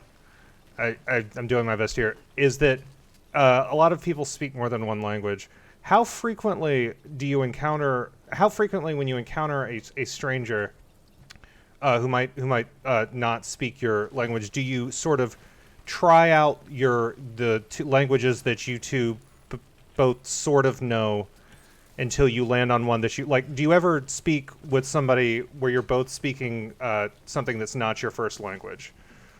Like, does that ever, like, sort of compatibility, driver sync? Not really in the UK. Okay. And not really in France either, because in both France and the UK, the assumption is first and foremost that you either speak English or you speak French. So if I'm in Paris or whatever, I would open with French, and in the UK I open with English, and you don't really get many conflicts for like various reasons, but. In Switzerland, because Switzerland has no actual like official language of its own, it has a bunch of different dialects that are unique to it. Like it has like Suisse romand, the French-speaking part of Switzerland, uses a very slightly different dialect from mainland France or whatever. Not mainland, I guess, like like France. But because it's bordered on all these sides, it has borders with Italy, Germany, France. Like it has Italian, German, French, English, and a lot of other languages as well, because it's this huge neutral point or whatever where huge numbers of expats, rich expats from other countries exist there. So there's a massive diversity of languages in Switzerland, especially when I went back a couple of years ago on a pilgrimage to H.R. Geiger's grave. Of course, as one does. I had to negotiate my way through a couple of situations where the other individual was like primarily a German speaker, and we would have to like mutually communicate in French, that kind of thing. Especially because I was like on kind of the border of where front like the Suisse romand, the French speaking part, and the German speaking part kind of collide, because that's around where Gruyere is, which is where H.R. Geiger lived and later died and was buried. And I and sleeps waiting to be reborn as a union of unholy union of flesh and form. I don't know if this is still the case, but when I visited there, his studio had yet to be closed up. It was about a year after it happened, I think. What do you think about this place, by the way, real quick? I think it looks good. I mean, I don't as much input, but my idea is I'm realizing I think I can actually get rid of this one. Get rid of actually maybe even both of these here, and just connect to this one that's 675 away from where I am. The less you're dealing with, the less maintenance there is to do as far as deterioration is concerned. Yeah, I think I had this one because it connected to the musician, but I think I can figure out another situation. And also as was pointed out in the chat, and as something I quickly realized, it's the musician, I 5-starred the musician basically immediately. Yeah. That was I really could have probably just, this was very much a starter prepper situation. Most of them are in this area. Could I wonder if I could though, because see how close that one is, and then I would be connected 362. I wonder, that green there, that mountain, is that section buildable? I feel like I've climbed up on this hill several times and back down. You can climb up on just about anything in this game. I'm pretty certain that green segment would be buildable if you can get up there, but the question is whether you can get up there, because you're right next to this there's some. I'm wondering if it's outside. Yeah, I was dealing with that. I was especially dealing with that over here, where a lot of these sections are not buildable, and I think that's even more of a thing in the starter area. They're a little more direct about what is and what isn't permitted. I feel like what I'm going to do here is because I wish I could get over there and just see how close. Because I'm wondering if I could move this one a little bit. Is that this way? But I wonder if it's already almost. No, that looks like its placement makes me think it's right on the edge on that wave. But maybe I can move it up here. Yeah, I think that's what I'm going to do. I'm going to build it right here. I know that this is not the most efficient, but I think if I can... Yeah, there we go. Okay. I am going to ride this back and get some materials from the place. I'm going to ride this west, get some mats from that. Do you mind if we go a little... I was thinking we could go for two, to a two. No, that sounds good to me. I'm certainly happy. I noticed that we run over now, but that's totally cool with me. I usually go about 90, but it's since you're here, it could be fun. To go the full 2. I'm gonna pop back. Of terrible stories, for sure. I also, it's one of those things where it's oh god, I'm so close to finishing this with this. Yeah, no, just go. You got Yeah. this. I love his joyous laughter. He's so rarely. Yeah, let me know in the.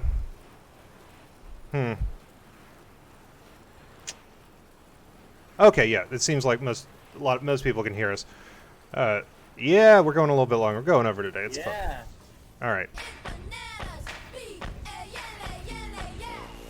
So goddamn loud. I have to re-upload that one. I have to adjust it. It gives me a heart attack every single time. See, that's closer to sound alerts aren't disabled. That's fine to me. Name, you might have tried. If you do one right after doing another one. Wait, can y'all not hear the sound alerts? Because We can definitely hear the sound alerts on our end. Yeah. I was very happy to hear them. I love the sound alert. I gotta be a little. I gotta be careful with those. If sometimes you put them in name, and if they come close to something else, or who knows, I might need to refresh the connection to it. I've just been saving my bits to be able to do another Henry Dies at an opportune moment because I know it's the most irritating and upsetting. And What I like is when somebody tries to use Henry Dies, and then I don't fail. That feels good. That feels like that's a good feeling for me. Like when I stick it. To some sort of, I want to sync it to some character speech or something on those lines. Like I want to blot out a piece of critical game dialogue at some point and just have some character turn and go, "The real secret is." This is the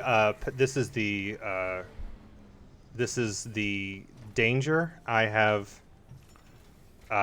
This is the life I've chosen for myself in this regard. Let me see. I'm gonna get some. Let's see. Yeah, chemicals. I wish I could vent steam from this mask. Like I want to be able to go have a big cloud of steam come out of the vents. I think I could. Have you considered vaping?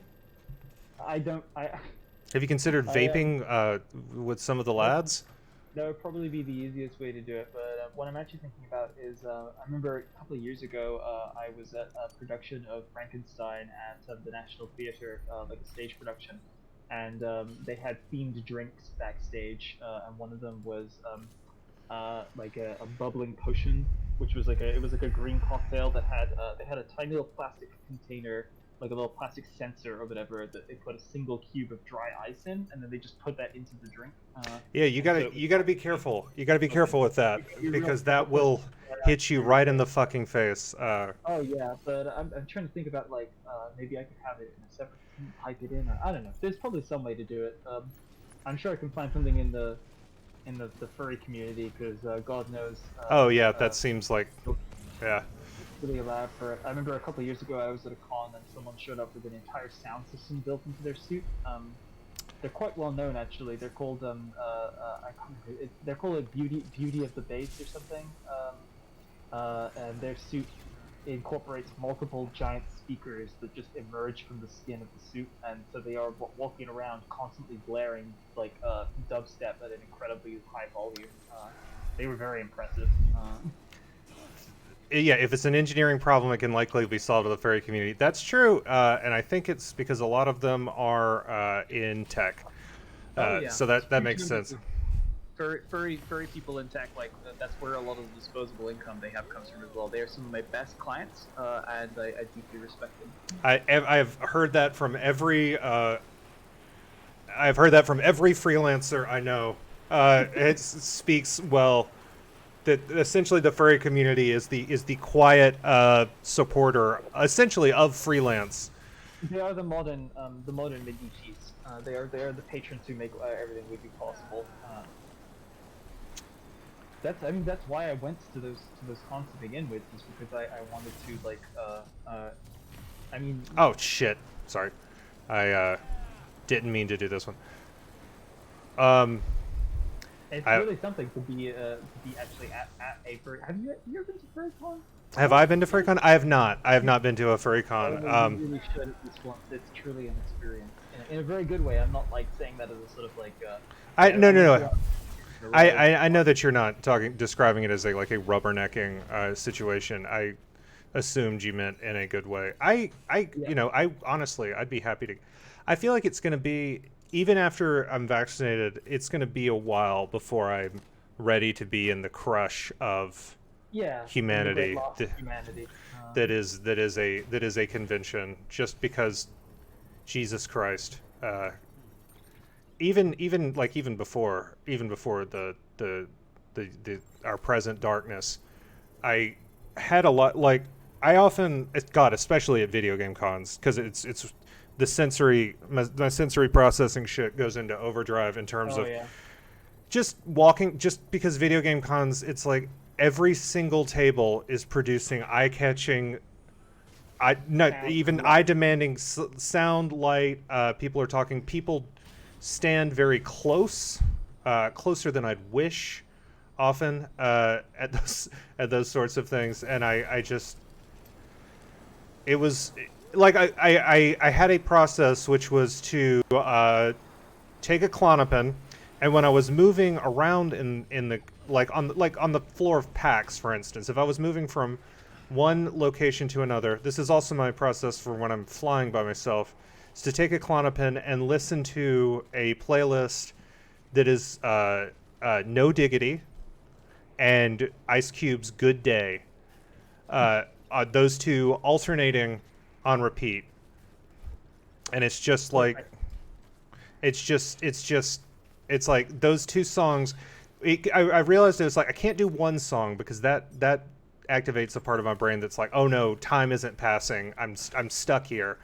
But if you alternate, you can measure time by the passage of the two songs. The yes, alternation. it's perfect, and it's.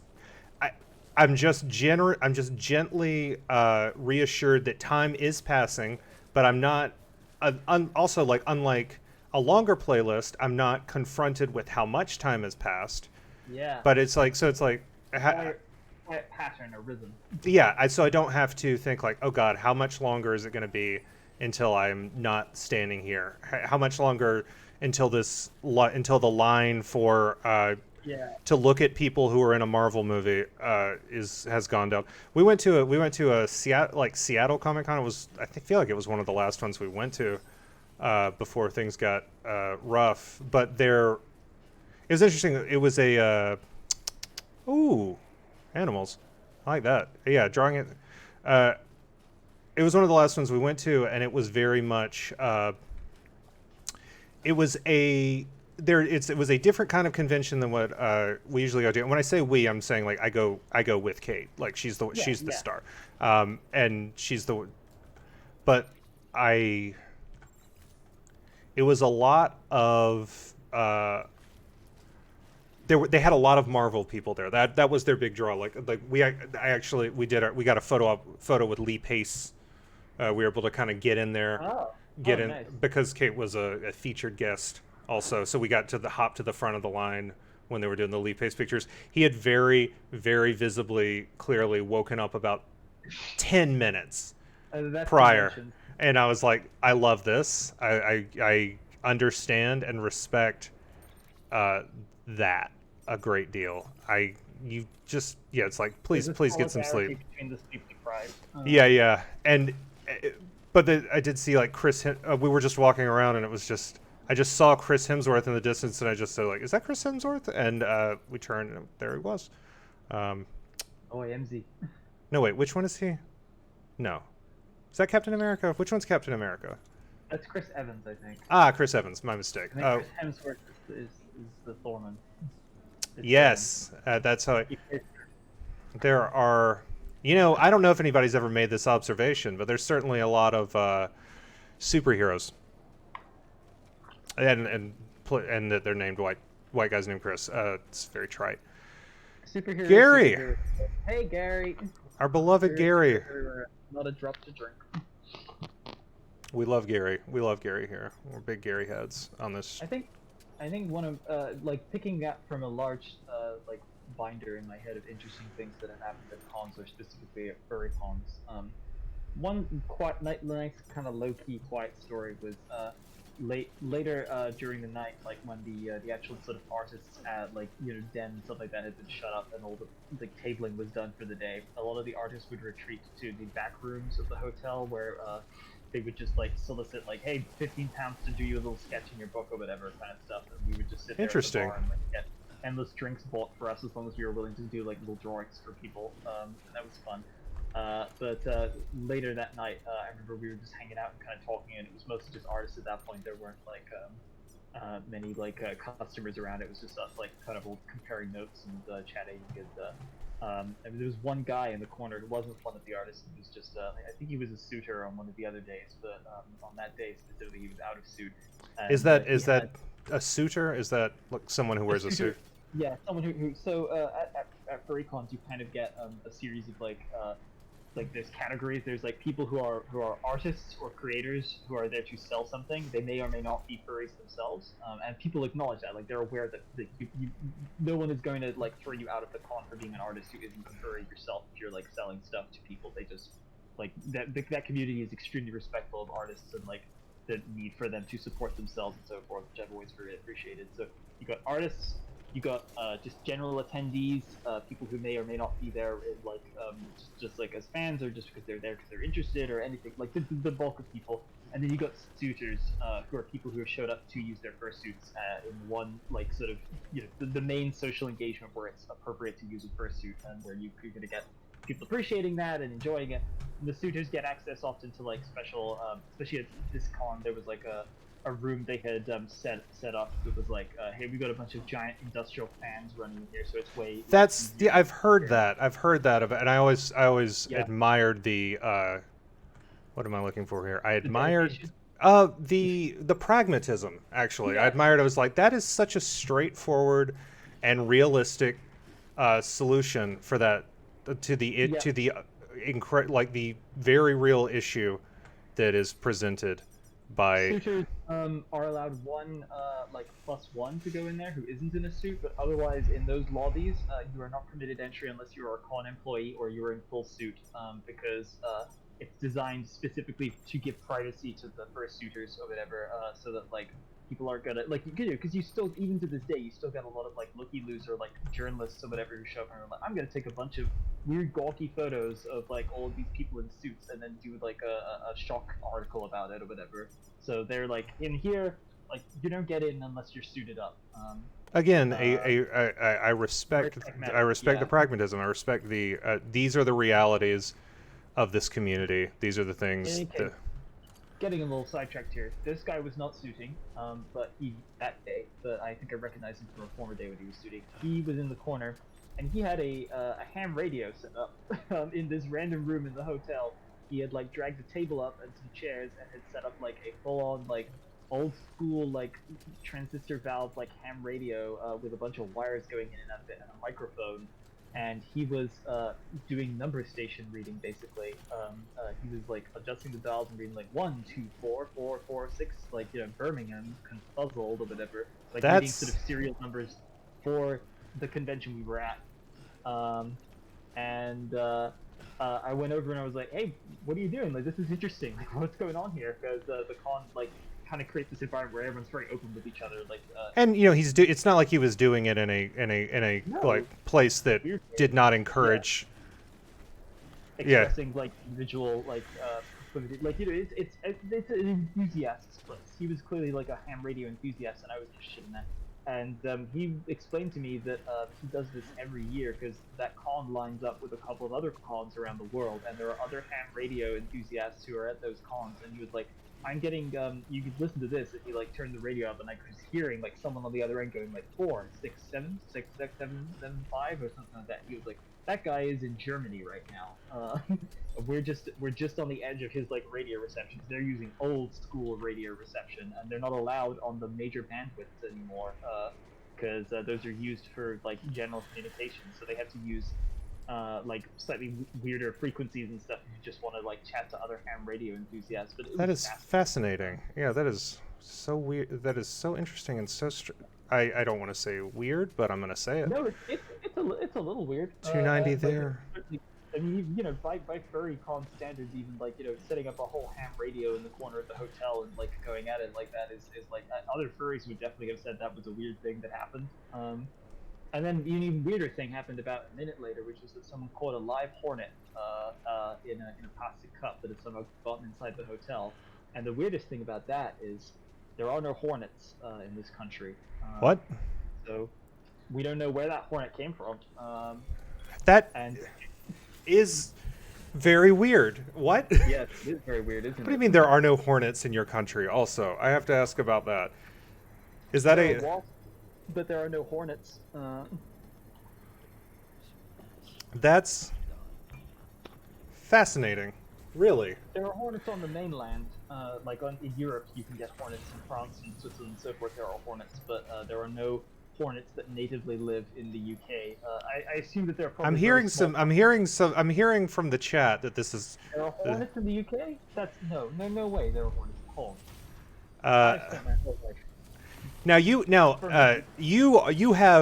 are the child of diplomats. It is possible that you perhaps your existence does not lend itself towards hornet culture.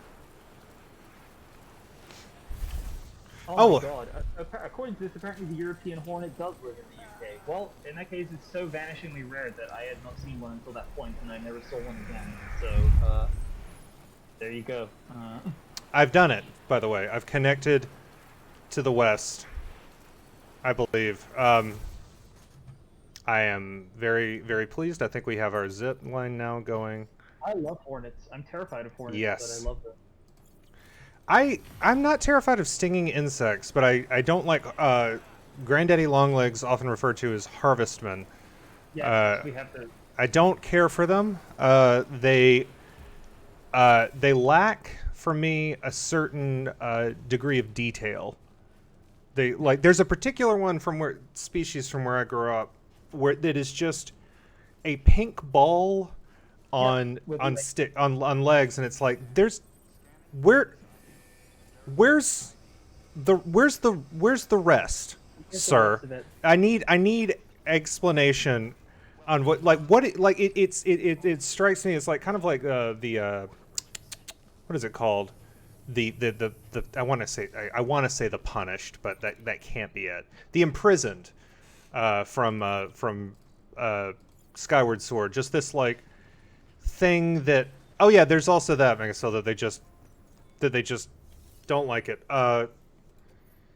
There's this type of thing where it's just like this isn't done.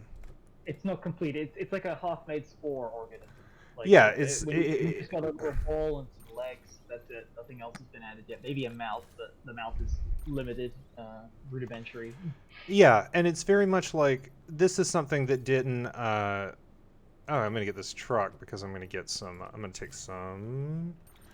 The one thing I need, which is I'm gonna maybe load these in the truck now that I know that I can load all of them. I'm going to get. Shit. Man, I'm a little sad to discover that there are hornets in the UK because for years I had always thought of that story as like this interestingly Lynchian moment where at like 3 a.m. I think it's still very strange for that to happen, to catch up. Live hornet manifests after like some guy is talking on a ham radio in the corner of the room, like.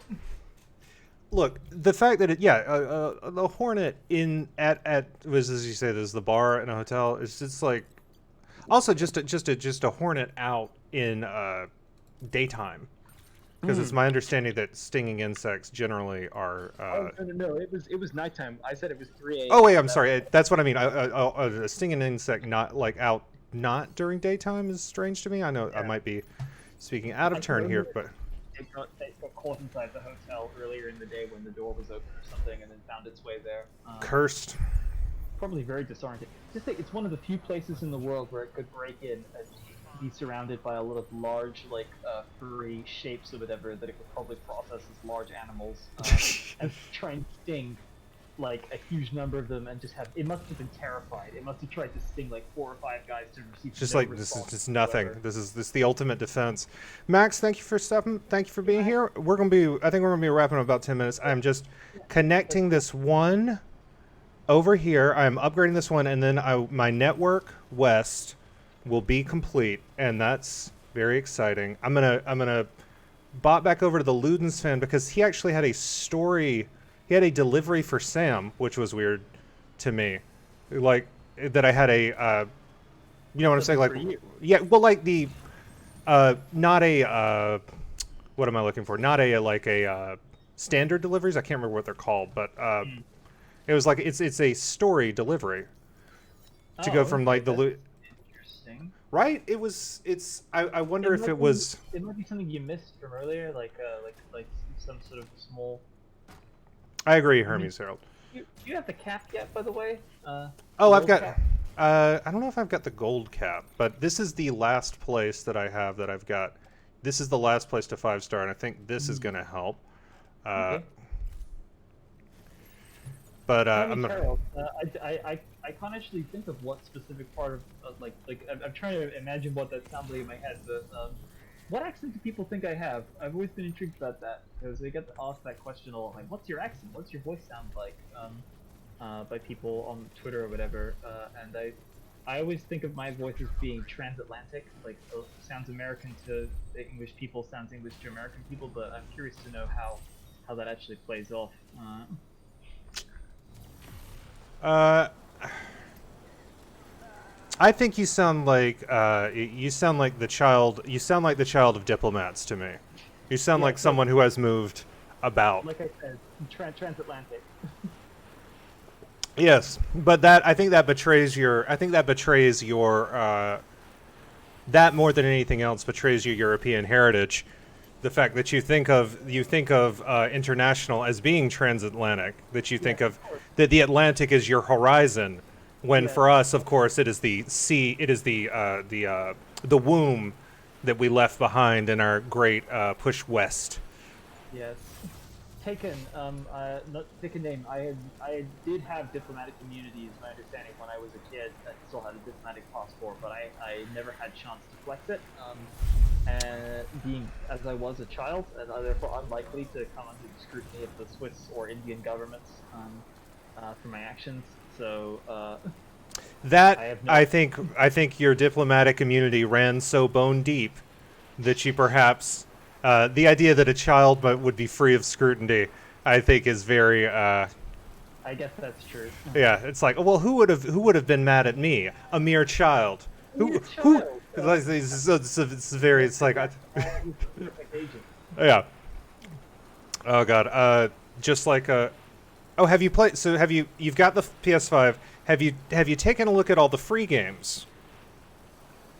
Do you know about these? So my motivation in playing games is almost entirely based on like what the game can show me in terms of visuals or monsters or something along those lines. So I tend not to pick up games if they are just free by their nature. But Lauren is way more. She's been making sure we get every free game that's available on all of those. I add everything, even if I never think I'll touch it. Like I can't tell you how many licenses I own for, Call of Duty style things that I'm just completely not actually interested. You never know.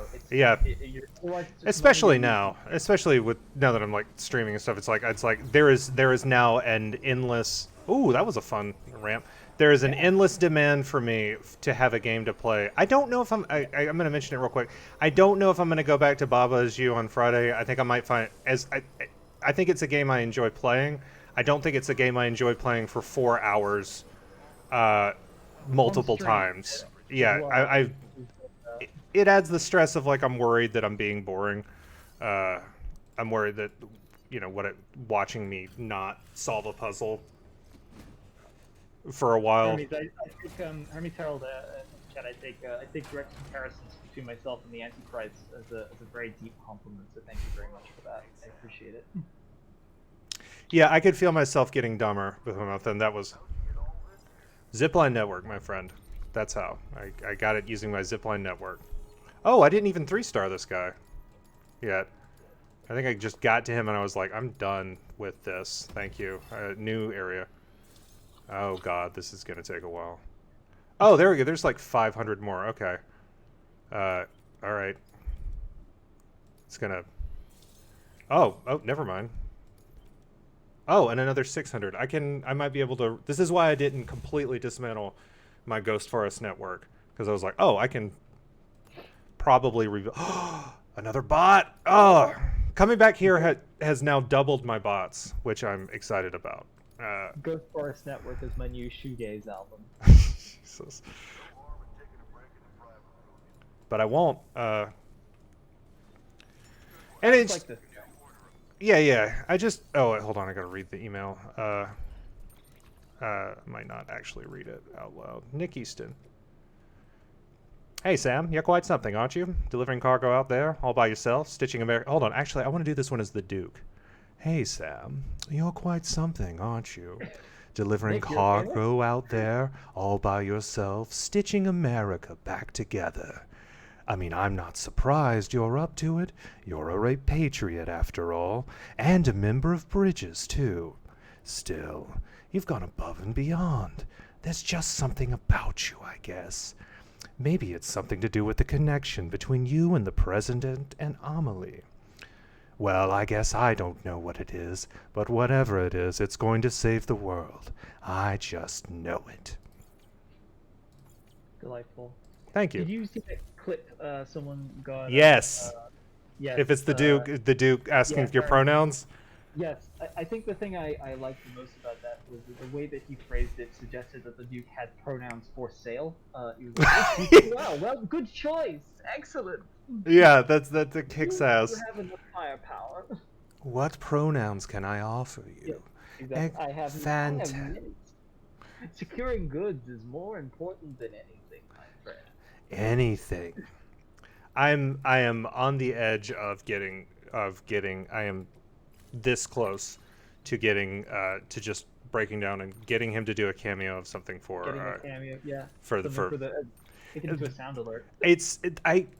Literally the only thing that's stopping me at this moment from doing it is that I know that there are rights limitations. There are some rights issues, but I also know that I am realistic about how big of a deal our stream is. And he seems like he doesn't seem like the kind of person who would get upset about it. Yeah. Well, I mean, you could always make it a sound alert that only you have access to, rather than being something people can pay for. It's just a button that you just add it to a sound board. That's what that's exactly what I'm thinking of doing, is just add it. Woo! Okay. Yeah. I'm delivering these. It looks like tomorrow, folks, we got, let's see, what is there? Tomorrow's Wednesday? Yeah, okay, we'll be back. Barry's going to be on in the afternoon. That's fun. We'll have our normal thing, but Barry's coming on, Bloodberry Tart, friend of the stream. Getting back on that Donkey Kong tip because it's so good for my sanity. We'll be doing that Wednesday and Thursday. Just Barry just on Wednesday, and then Friday, some kind of puzzle. I think tomorrow morning, based on the fact that the network is done and that shot up before, I think one of the first things I'm going to do is 5-star the West. I think I'm going to do that one, unless I'm able to do it. I don't think I'm going to be able to get all the way over to Luden's Fan and George Baton and back before I end today. But maybe I'm gunning for it. But if not, I'll be back up in the mountains tomorrow. It's been I've enjoyed this break. I've enjoyed this sort of time to reflect and get a sense of contrast. Yeah, the game has way more contrast in its environments than you remember.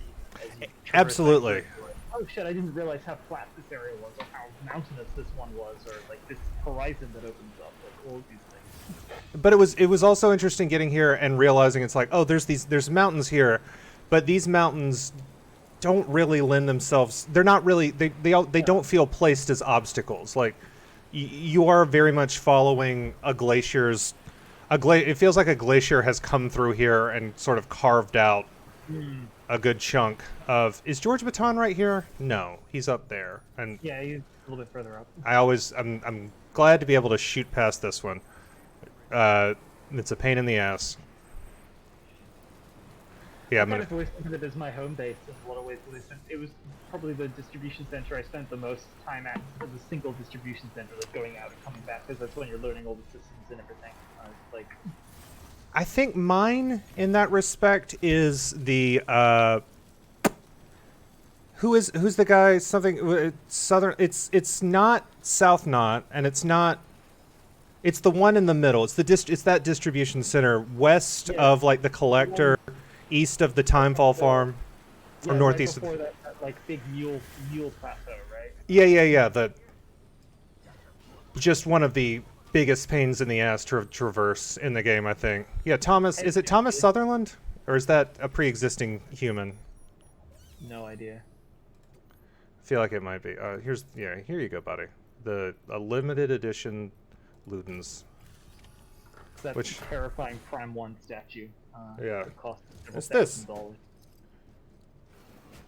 My little Ludens. Love him. All right. Okay. All right, what the hell is what's going on? Who is this? Jeff Keighley, And who is that? big announcer dude, does a lot of announcements at like a sort of show compare and stuff like that for E3, a bunch of other shows they give since the Game Awards. But isn't the voice not actually him, or is it? I think he's one of the ones where it is his voice, but I can't be certain because I don't actually know Jeff Keighley that well. I know that think a lot it's of Matt people- Mercer, and I'm not just joking. I think I read that. I think it might be fucking Matt Mercer, which would be hilarious to get like a super recognizable announcer and then get a super recognizable voice actor to do his voice. But yeah, let's get a Ludens fan read. All right, I'm just bopping these up too.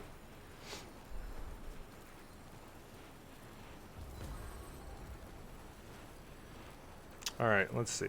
Am I right or wrong? Let's I'm just checking. Oh, the voice is Matt Mercer. Okay. Yes, role is it means a cameo appearance. Is how it's described as the Ludens fan. That's really funny. That's a really good that's a really good casting joke. It also occurs to me that it's like, oh right, it's like, well, why wouldn't you just get him to do the voice? It's like, well, they were probably already not using the voice actors because the game, the vanilla version of the game is Japanese, which is a thing I often Yeah. and so, forget. yeah, it's like it's very easy to forget. The whole thing is about the United Cities of America. Yeah. Yeah. Which is, I mean, yes. Is it cultural appropriation? Who's to say? Wait, did I not have something for him? Oh yeah, here it is. I read on that note, and also like further to the notes concerning the discussions that we've had over like the nature of the landscape and what happened to it, why it doesn't resemble like any known America, physically speaking. I read a very good essay assessing that at the time from Dia Lucina, who is a games journalist and does like some really good critique. You can go check her out on Twitter, Dia Lucina. And she wrote at the time about from a native perspective, because she is Native American, like specifically that the America that Kojima creates is completely divorced from the reality of actual America, and in that sense, while he's definitely saying some things about America culturally speaking, it's like it's in some ways he's also like alienating himself from like a real dialogue, because he has like totally annihilated like the physical space of the reality of America as it exists. It doesn't mean that the game doesn't have other interesting things to say and so forth, but whatever choices he made to make the landscape look like this has like definitely had an effect on some people's perspective on the game. I should go dig through my art book and see if I can find some more specific stuff. I wonder if what environment is I have changed my mind, and I've decided I'm doing this one last delivery from Ludens Van Okay. West, cause just out of it should only take a second due to Sure. circumstances. And we'll end But- on this. I wonder if that's intentional. I wonder if that was intentional in the sense of like, is he making a statement about like, did he want to remove familiars for Americans? Did he want to make a statement about the fact that this is a world where people have been alienated from Yeah, I mean, from the landscape, and it's an alien landscape. It's the unheimlich, like it's the afterlife in some sense. Like Yeah. it's totally an other world. it doesn't feel, yeah, there's nothing to latch. Like, I look for things like, oh, am I going to see, I'm like, oh, those buildings, is that, because this is, did you watch the State of Play for Horizon Forbidden West? I didn't actually. I haven't checked that out. I probably should at some point because I like some of the creature design in Horizon. The They're first one. they're good. There's a, you see, orders for Sam from Luden's fan. See, it's important. Hey. Not Luden's flag spear delivery.